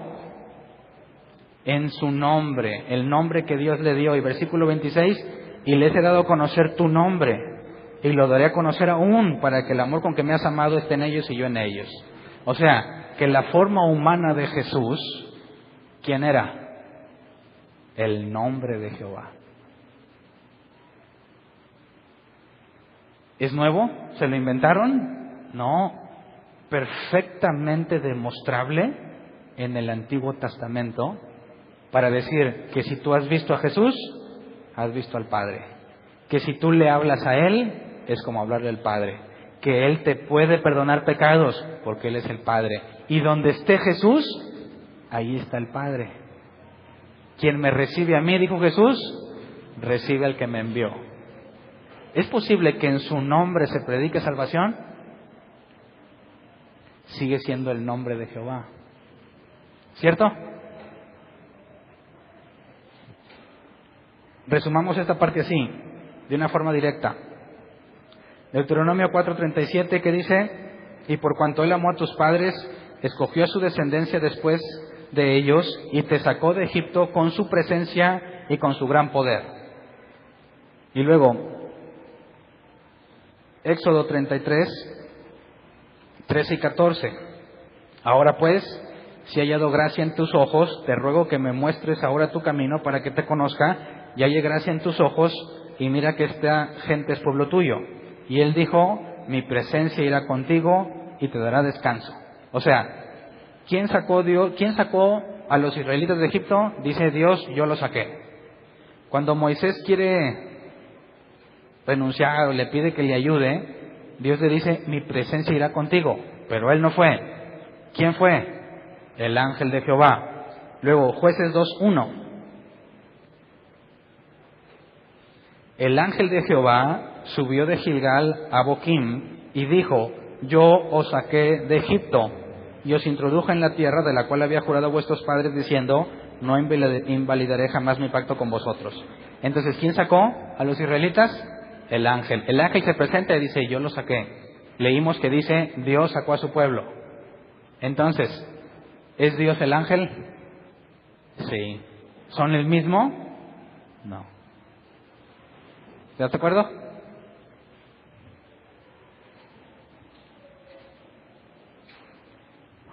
Otro pasaje, Génesis 31, 11 al 13, para que vean que hay muchos, muchísimos, no estamos concluyendo con poquitos, muchísimos pasajes. Génesis 31, 11 al 13, y me dijo el ángel de Dios en sueños, Jacob, y yo dije, heme aquí, y él dijo, alza ahora tus ojos, y verás que todos los machos que cubren a las hembras son listados, pintados y abigarrados, porque yo he visto todo lo que Labán te ha hecho. Yo soy el Dios de Betel. Pausa. ¿Quién está diciendo que es Dios? El ángel de Jehová está diciéndole directo a Jacob, yo soy el Dios de Betel, donde tú ungiste la piedra y donde me hiciste un voto. Levántate ahora y sal de esta tierra y vuélvete a la tierra de tu nacimiento. Cuando Jesús dice, yo soy Dios, ¿es algo nuevo? No, ya lo dijo otra persona. ¿Quién lo dijo? El ángel del Señor. Entonces, el ángel del Señor está en la tierra diciendo, yo soy Dios. ¿Y el trono? Allá está el Padre. Así que tenemos a dos dioses o el mismo. El mismo. El mismo Dios que está en el trono toma una forma de manera que lo puedas percibir, pero sigue siendo el mismo Dios. Génesis 48, 15, 16. Y bendijo a José diciendo, el Dios en cuya presencia anduvieron mis padres, Abraham y Isaac, el Dios que me mantiene desde que yo soy hasta este día, el ángel que me liberta de todo mal, bendiga a estos jóvenes. Según este pasaje, ¿quién es el ángel? Es el mismo cuya presencia anduvieron sus padres, el que lo mantiene hasta el día de hoy. Es el ángel que me liberta de todo mal. Y que ese ángel bendiga a esos jóvenes y sea perpetuado en ellos mi nombre y el nombre de mis padres Abraham y Isaac, y multiplíquense en gran manera en medio de la tierra. O sea, que se reconoce al mismo nivel al ángel de Jehová como a Dios, no como un ser inferior, ¿verdad? Jueces 6, 12 al 14. Y el ángel de Jehová se le apareció y le dijo, Jehová está contigo, varón esforzado y valiente. Y Gedeón le respondió, Señor mío, si Jehová está con nosotros, ¿por qué nos ha sobrevenido todo esto? ¿Y dónde están todas sus maravillas que nuestros padres nos han contado diciendo, ¿no nos sacó Jehová de Egipto? Y ahora Jehová nos ha desamparado y nos ha entregado en mano de los madianitas. Y mirándole Jehová le dijo, pausa, ¿quién era el que estaba ahí, Jehová o el ángel? El ángel. ¿Y qué dice aquí? Y mirándole Jehová le dijo, ve con esta fuerza y salvarás a Israel de la mano de los madianitas. ¿No te envío yo? El propio ángel es reconocido como Dios mismo, ¿verdad? Dice Jehová le dijo, también versículo 16, Jueces 6, 16, Jehová le dijo, ciertamente yo estaré contigo y derrotarás a los madianitas como un solo hombre. 22 al 27, ese mismo capítulo. Viendo entonces Gedeón que era el ángel de Jehová, dijo, Señor Jehová, que he visto al ángel de Jehová cara a cara. Pero Jehová le dijo, pasa a ti, no tengas temor, no morirás. Y allí edificó altar a Jehová, y lo llamó Jehová Salom, el cual permanece hasta hoy en Ofra de los abiezeritas. Aconteció que en la misma noche le dijo Jehová, toma un toro del hato de tu padre, el segundo toro de 7 años, y derriba el altar de Baal que tu padre tiene, etcétera, etcétera. Pero entonces, Gedeón reconoció que el ángel era ¿quién?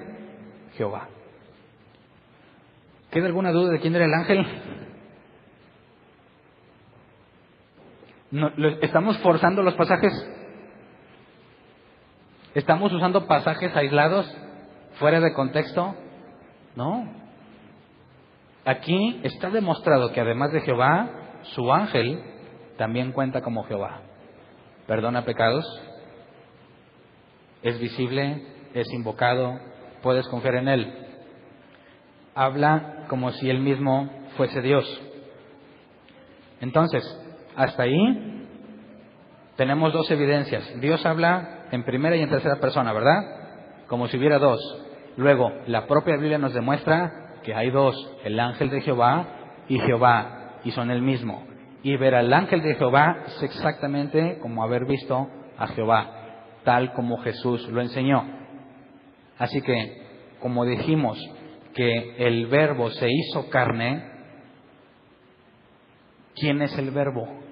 La palabra de Dios. Esa es otra cosa. Aquí dijimos el nombre de Dios, ¿verdad? ¿Quién es la palabra de Dios? El Verbo al que Juan hace referencia. Vamos a Génesis 15:1. ¿Qué dice Génesis 15:1? Después de estas cosas vino la palabra de Jehová a Abraham en visión. ¿Quién vino? ¿Qué es una visión?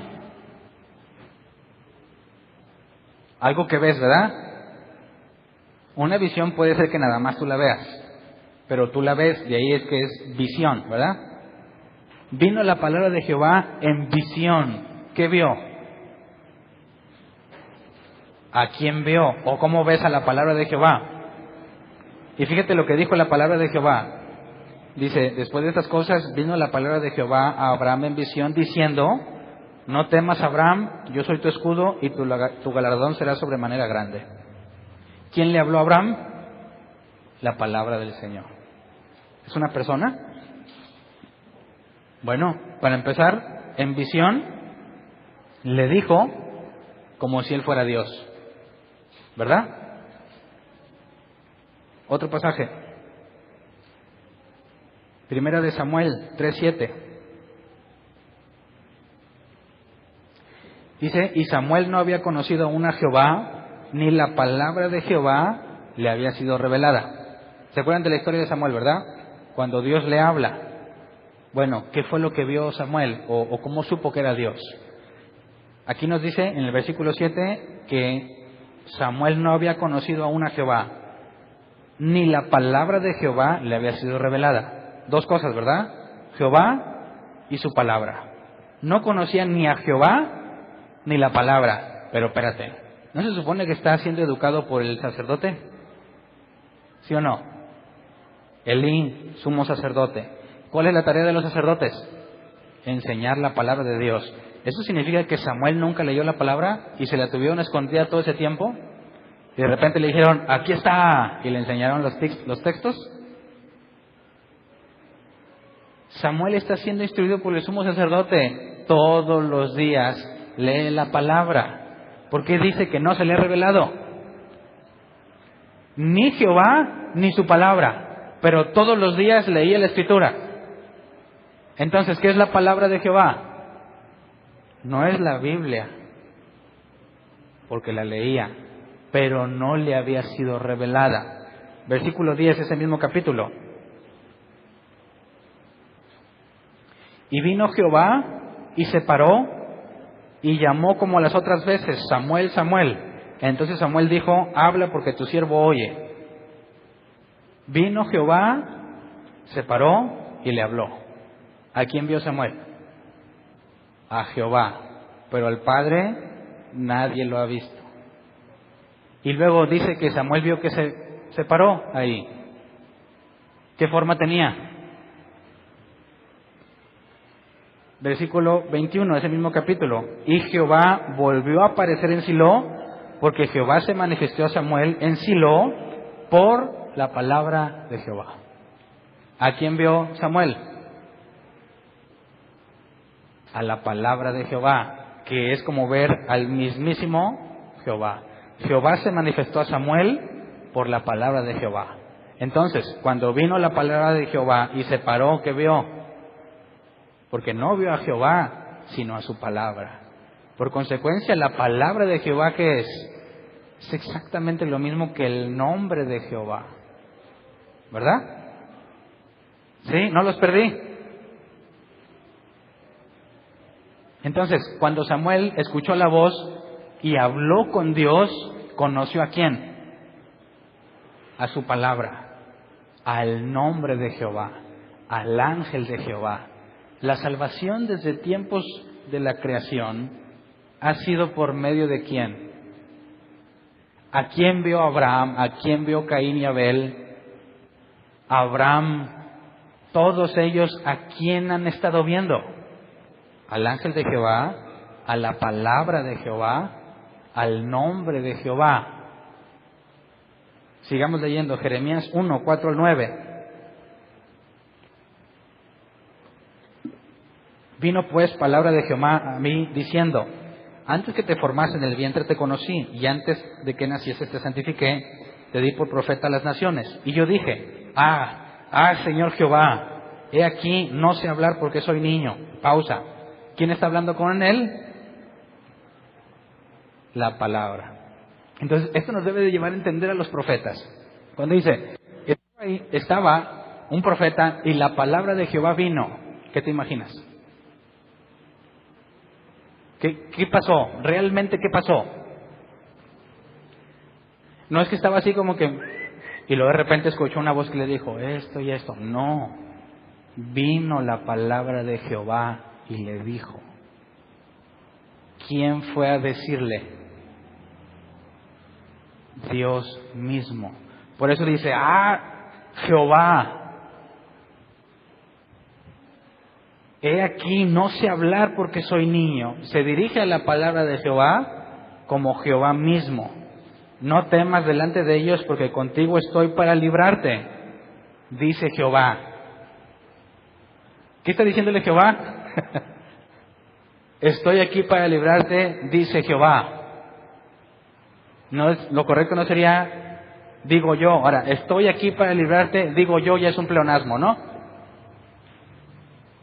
Estoy aquí para librarte, dice Jehová. La palabra de Jehová hace referencia a Jehová. Jeremías ve que la palabra de Jehová es Jehová. Es exactamente lo mismo que su nombre, ¿verdad? Entonces, leamos lo que leímos de Juan. Juan 1, del 1 al 5.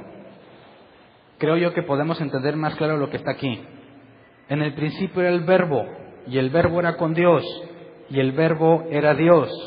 Este era en el principio con Dios. ¿Quién es el Verbo? Griego logos, la palabra de Jehová. ¿Quién está diciendo Juan que era Jesús? La palabra de Jehová. ¿Te fijas cómo no está diciendo que Dios es un hombre? Ni que hay dos, sino lo mismo que se manifestó a Abraham, a Abel, a Isaías, a Moisés. A todos ellos han visto exactamente lo mismo que los discípulos vieron. Hablaron con exactamente la misma persona. El ángel de Jehová, la palabra de Jehová, el nombre de Jehová. Entonces fíjate cómo esos pasajes así de simples, ¿verdad? En el principio era el Verbo. ¿Quién no se lo sabe ese? Y el Verbo era con Dios. Y así, ¿entendías lo que está diciendo Juan? ¿Te fijas? ¿Qué entendió Juan cuando el Espíritu Santo llegó a él y Jesús le explicó? Y luego Juan, años después, escribe. ¿Cómo podrías escribirle a los judíos que persiguen por idólatras? Tú estás adorando un hombre. ¿Qué es lo primero que Juan escribe? No es un hombre, porque es antes que los hombres. Es la palabra de Dios la que vio Samuel, los que vieron el ángel. Este es Jesús. No hay idolatría. No estamos adorando a alguien distinto al Padre. Es al mismo Jehová a quien adoramos cuando adoramos a Jesús. Por eso, antes de que Abraham fuera, dijo él, yo soy. Y cuando dice yo soy, es el nombre de Jehová. ¿Quién es el gran yo soy? ¿El Padre o el Hijo? Yo soy es el nombre. ¿A quién? ¿Quién fue el que dijo el gran yo soy? Cuando Moisés dijo, y cuando les diga quién me manda, ¿qué les digo? Diles que yo soy. ¿Quién estaba hablando? Jesús. ¿Por qué no dice Jesús entonces? Porque Jesús es un nombre más de los que se le han otorgado. ¿Me explico? Juan 1:14, y aquel Verbo fue hecho carne y habitó entre nosotros y vimos su gloria, gloria como la del unigénito del Padre, lleno de gracia y de verdad. ¿Qué significa unigénito? Hijo único. Pausa. Entonces Jesús fue creado. Unigénito es el único engendrado. ¿Quién se sabe el credo que nos enseñaron desde la Iglesia Católica? Que es el credo que resultó del Concilio de Nicea. Creo en un solo Señor Jesucristo, ¿verdad? Nacido del Padre, engendrado, no creado, de la misma sustancia del Padre, por quien todo fue hecho. ¿Cómo es que es engendrado pero no creado? No estamos diciendo que Jesús sea creado, pero sí decimos que es el unigénito. Pero ¿cómo es que alguien engendrado no fue creado? Se los platico en la segunda parte. Por lo pronto, ¿entiendes cuando Juan está describiendo a Jesús y que nos describe que no estamos adorando a un hombre? Ahora, ¿qué hebreo podría negarte los pasajes que hemos leído?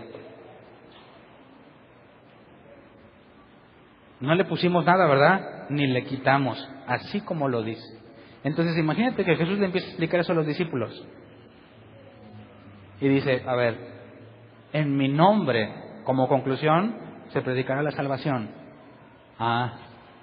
En el nombre de Jehová. Jesús es el nombre de Jehová. Ha estado con nosotros siempre, ha estado con su pueblo siempre. Es ese mismo. Murió y resucitó porque la muerte no lo puede retener. ¿Por qué no? Porque Él es mayor a la muerte. Él es antes que todo eso.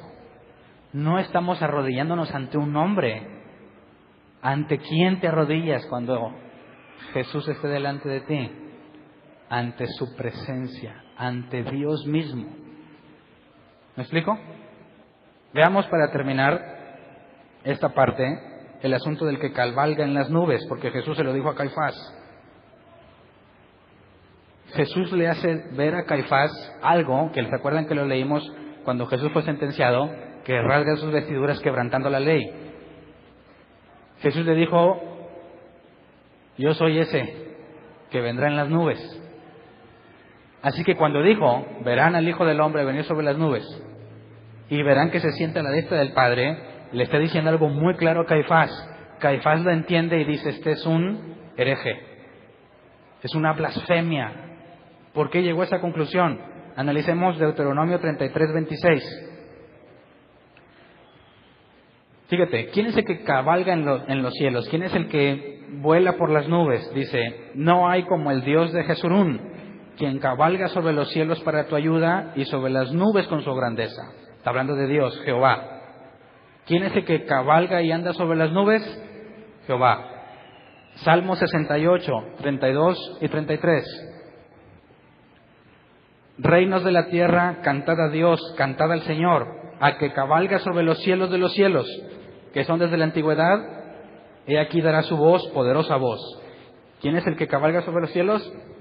Dios, Jehová. Salmo 104, versículo 3. Hablando de Dios, es el que establece sus aposentos entre las aguas, el que pone las nubes por su carroza, el que anda sobre las alas del viento. Otra vez, Él es el que anda cabalgando en los cielos, el que anda en las nubes. Las nubes son su carroza, en esa se desplaza. Isaías 19:1, profecía sobre Egipto. He aquí que Jehová monta sobre una ligera nube y entrará en Egipto, y los ídolos de Egipto temblarán delante de él y desfallecerá el corazón de los egipcios entre ellos. Nuevamente, ¿quién es el que cabalga sobre las nubes? Dios. Ok, vamos a leer Daniel 7, 13 al 14, porque Daniel nos revela datos indispensables para entender lo que Jesús dijo. Dice, hablando de Daniel, miraba yo en la visión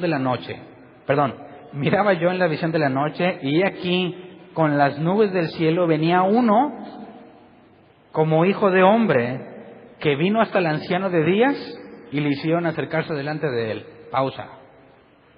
Según Daniel, ¿quién es el que cabalga en los cielos? ¿Quién es el que vuela en las nubes? Todos los demás pasajes dicen que es Dios quien lo hace. Y Daniel dice Vi a uno como hijo de hombre que cabalga en las nubes. O sea que ese mismo hijo de hombre, ¿quién es? Dice el versículo 14, y le fue dado dominio, gloria y reino para que todos los pueblos, naciones y lenguas le sirvieran. Su dominio es dominio eterno que nunca pasará y su reino uno que no será destruido. Así que está diciéndonos que el que tiene figura de hombre es el que vuela sobre los cielos y se acerca al que está en el trono. Pero los otros pasajes nos dicen que el que cabalga sobre las nubes es Dios. Y aquí Daniel nos hace ver, son dos. Y el mismo. ¿Me explico? Así que, ¿qué fue lo que Jesús le dijo a Caifás? Yo soy el que va a venir por las nubes. ¿Y qué sabe Caifás? Que el único que cabalga sobre las nubes es Dios.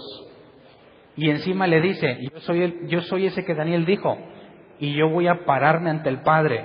¿Qué implica eso? ¿Qué pasaba si alguien veía a Dios? Moriría irremisiblemente. ¿Cómo es que ese, como hijo de hombre, no? ¿Qué necesitaría ese como hijo de hombre para acercarse ante el trono y tomar algo de su mano? Como Juan lo describe en Apocalipsis. Perfección. Entonces Caifás quiere hallarlo culpable. ¿Y qué le dice Jesús? Número 1, yo soy Dios. Yo soy el que viene en las nubes. Algo que solo Dios hace. Pero también me puedo parar ante Dios porque soy perfecto. ¿Qué le está diciendo a Caifás? ¿Tú me quieres hallar un defecto? No hay. Yo voy a recibir el reino. ¿Por qué se enojó Caifás? ¿Entiendes cómo en su cara, in your face, le dijo, ¿me quieres encontrar un problema? Yo soy perfecto, yo estaré ante el Padre, yo soy Dios. ¡Ah, mátenlo! ¡Mátenlo! ¿Qué ser humano podría proclamarse de esta forma? Ninguno.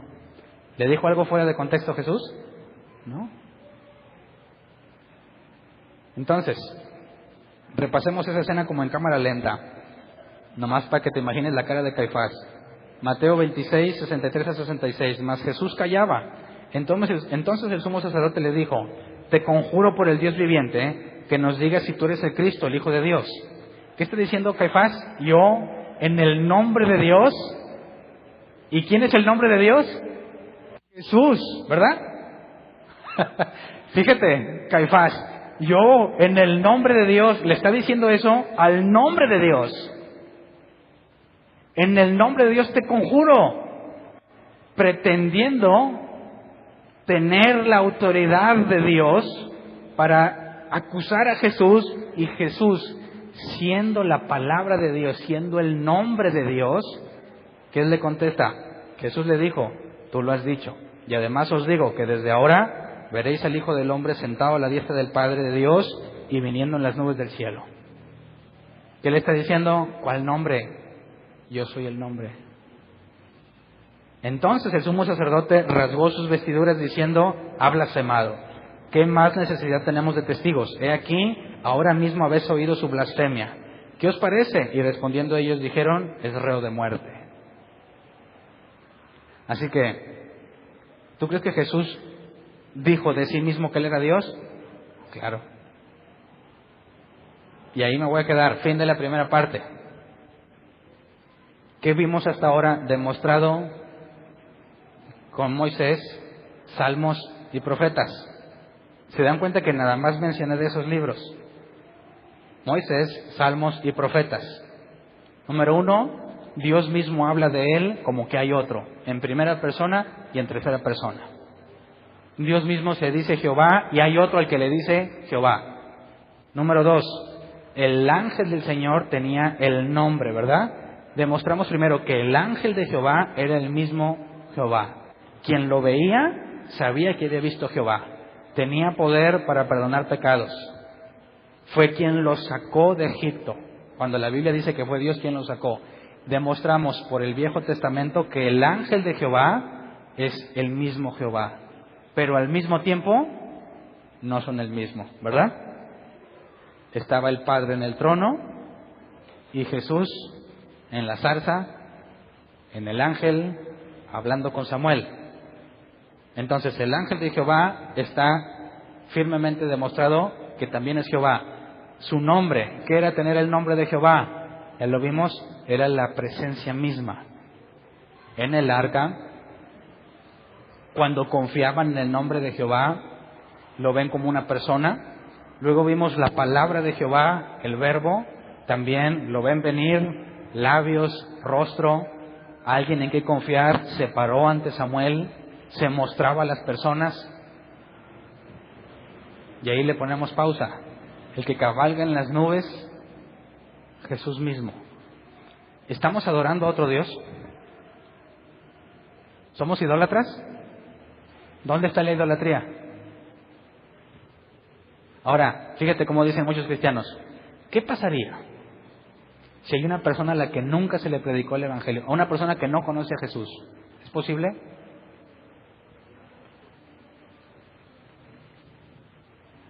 Está en una isla desierta. Su mamá llegó ahí en una canoa, estaba chiquito, con edad suficiente para sobrevivir, se murió. Nadie sabe que está en esa isla. Dios nunca le dijo a Hernán, ve y predícale. ¿Se salva o se pierde? Dices, ¿quién le habló a Abraham? ¿Quién evangelizó a Abraham? ¿Nadie? ¿Quién se apareció ante Abraham? Que lo vamos a ver en el siguiente tema. Abraham, ¿con quién habló cuando bajaron 3 ángeles? Uno era el ángel de Jehová y otros eran otros 2 ángeles. Y ya demostramos quién es el ángel de Jehová. ¿Quién le prometió a Abraham las cosas? Jesús mismo. Así que, si hay una isla desierta, es imposible que Jesús mismo se presente ante él y le muestre el nombre de Jehová. Obviamente, ¿a quién él va a ver? Al nombre de Jehová. En el nombre de Jehová hay salvación. Los cristianos cometemos el error de decir Jesús. ¿Y cómo se salvan los que vivieron antes de Jesús? ¿Alguien vivió antes que Jesús? No, porque Jesús creó a todos. ¿Me explico? ¿Sí me entiendes? Dicen, ¿qué pasó con todos los que murieron antes de que Jesús naciera? ¿Alguien vivió antes que Jesús? No, porque Jesús es la palabra de Dios, la presencia de Dios, el ángel de Jehová que tomó carne, pero siempre ha estado hablándole a la humanidad desde el principio. ¿Hay alguien antes de Jesús? Nadie. Por Él fueron creadas todas las cosas. ¿Cómo se van a salvar los que se murieron antes de Jesús? Pues ¿cómo que cómo? Igual que Abel, ¿verdad? ¿Sí me explico o los perdí? No cometas el error del cristiano promedio cuando piensa que Jesús fue creado cuando vino y de ahí en adelante hay salvación, porque la salvación fue prometida desde que la serpiente mintió a Adán y Eva y dijo, ¿quién dijo? A ver, ¿con quién estaba hablando Adán y Eva? Si nadie ha visto al Padre, ¿a quién vieron? Jesús mismo fue el que dijo. Fíjate, Jesús está diciendo, un hijo de Eva. ¿Quién? Él mismo. Un hijo de Eva le aplastará la cabeza a la serpiente. ¿Y quién crees que vino a hacer eso mismo que dijo? Él mismo. Así que desde el principio de todas las cosas, ¿dónde está la salvación? En el nombre de Jehová, en Jesús. Y es ese Jesús el cual nosotros creemos, al cual le servimos. Es el mismo Dios que tomó forma humana para venir a la cruz. Y todavía no resolvemos por qué, ¿verdad? Pero por lo pronto, terminamos la parte de hoy. Siguiente tema, vamos a enfocarnos en la sabiduría de Dios, porque se nos habla de la sabiduría de Dios como algo que estuvo con Dios en el principio y todo fue creado por la sabiduría. Pero Juan nos dijo que es el Verbo quien hizo todas las cosas. ¿Es Jesús la sabiduría? Y si es Jesús la sabiduría, ¿por qué dice Dios me creó desde el principio? Así que hay otro asunto muy profundo a analizar para entender qué fue lo que Jesús hizo en el principio y qué relación hay entre Jesús y la sabiduría. Porque hay sabiduría que viene de Dios y sabiduría que viene del mundo. ¿Quién tiene sabiduría de Dios? Depende de quién es la sabiduría. ¿Alguien que no tiene a Dios puede tener sabiduría de Dios? Entonces, ahí hay cosas muy interesantes, muy útiles, que nos van a dar luz de todo el Antiguo Testamento para entender a quién estamos adorando. Entonces, vamos a ponernos de pie y vamos a orar.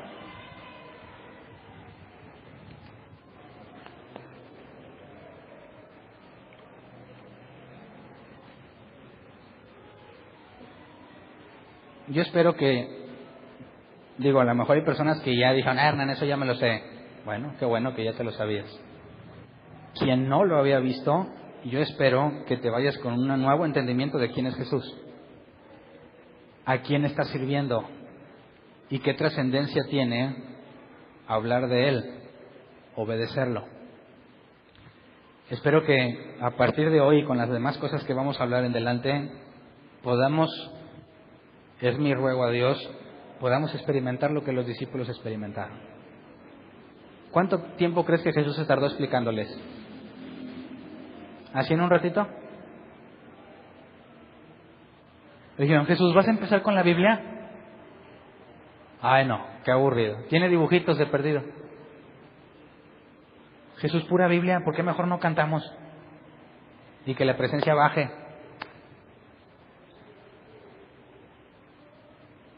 ¿Cómo es que te encuentras? Como Jesús dijo, conocerán que yo estoy en el Padre. Griego ginosko, conocer mediante experiencia personal. ¿Cómo es que realmente tienes un encuentro con quién es Jesús? Por medio de la Escritura. Cuando el Espíritu Santo viene a ti, te da entendimiento, entonces, por experiencia personal, sabes que Jesús está en el Padre. Y ahora, según el Espíritu Santo que recibiste, está en ti. Que no te digan idólatra. Que no te digan loco, 1 más 1 más 1 es 3. Dile, discúlpame, pero no, lee tu Biblia.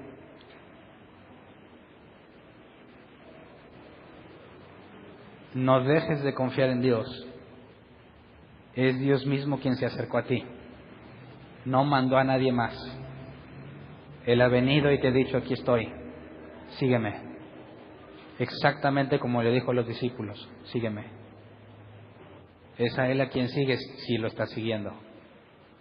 Y conforme leas su palabra, vas a poder entender con mayor profundidad quién es Él. Y mientras más entiendas quién es Él, menos vas a sufrir con las cosas de este mundo. Los cristianos se angustian porque no saben de qué van a comer, ¿verdad? Es que, ¿cómo voy a pagar? ¿Cómo voy a vivir? ¿Me va a dejar? ¿O me dejó? Ya no quiero vivir. ¿Cómo? ¿No se supone que conoces a Jesús? Si lo conoces, actúa como si lo conocieras. Sé congruente con aquel que has conocido y di, ¿quién me podrá separar del amor de Cristo? Ni los ángeles, ni las potestades, ni lo alto, ni lo profundo, nadie me arrebatará de su mano. ¿Qué me puede hacer el hombre? Si Dios conmigo, ¿quién contra mí? Así que no seas un cristino. Confía en Él y vivamos de acuerdo a la confianza que hemos recibido. Entonces oremos. ¿Cómo ves si juntos oramos para que Dios haga lo mismo que hizo con los discípulos, pero con nosotros? Que nos explique directamente y podamos tener la misma convicción que tenían ellos. ¿Te parece? Vamos a orar, Señor. Estos momentos en los que estamos analizando, que hablabas con los discípulos, son trascendentales para nuestras vidas. Queremos conocerte como ellos te conocieron. Sabemos que no hemos visto tal cual los discípulos te vieron, pero entendemos a Pablo. Pablo no estuvo en persona contigo, pero te manifestaste a él. Le cambiaste la vida, le abriste el entendimiento y Pablo se convirtió en un siervo tuyo. Nosotros podemos identificarnos con Pablo y queremos pedirte que hagas así como con Pablo y como con los discípulos. Ese día que te apareciste a ellos, que hagas con nosotros, Señor, que nos abras el entendimiento, que nos olvidemos de las cosas inútiles y mundanas que nos tienen preocupados, que nos pongas un fuego ardiente dentro de nosotros para que escudriñemos, para que busquemos como Moisés, los salmos y los profetas han hablado siempre de ti. Señor, ayúdanos a encontrarnos contigo cada vez que estudiamos la palabra, para que tengamos los pasajes en nuestra mente y que tu Espíritu Santo nos haga embonar las piezas, que podamos tener la figura completa, Señor. Pablo nos dijo que hoy vemos como por un espejo, pero llegará el día en que veremos claramente. Sabemos que va a ser imposible que podamos acabar de entender quién eres, pero queremos que se cumpla la Escritura en nosotros cuando dice que iremos creciendo en estatura hasta llegar a la imagen de tu Hijo, hasta la estatura del varón perfecto. Así que, Señor, en medio de los problemas, de las necesidades, de los desamores, de los miedos, queremos que tú seas más fuerte que nosotros, que nos domines, que nos enseñes a buscarte por sobre todas las cosas, porque queremos lo mismo que tus discípulos tuvieron. Queremos pedirte ese entendimiento y esa evidencia, convicción, que se decían a sí mismos testigos de que tú eres Dios. Así que gracias por revelarnos a tu Hijo, tu palabra, tu presencia, tu nombre, tu ángel. Enséñanos a vivir de acuerdo a lo que nos has dado a entender. A ti sea la gloria y la honra de todo lo que hacemos. Amén.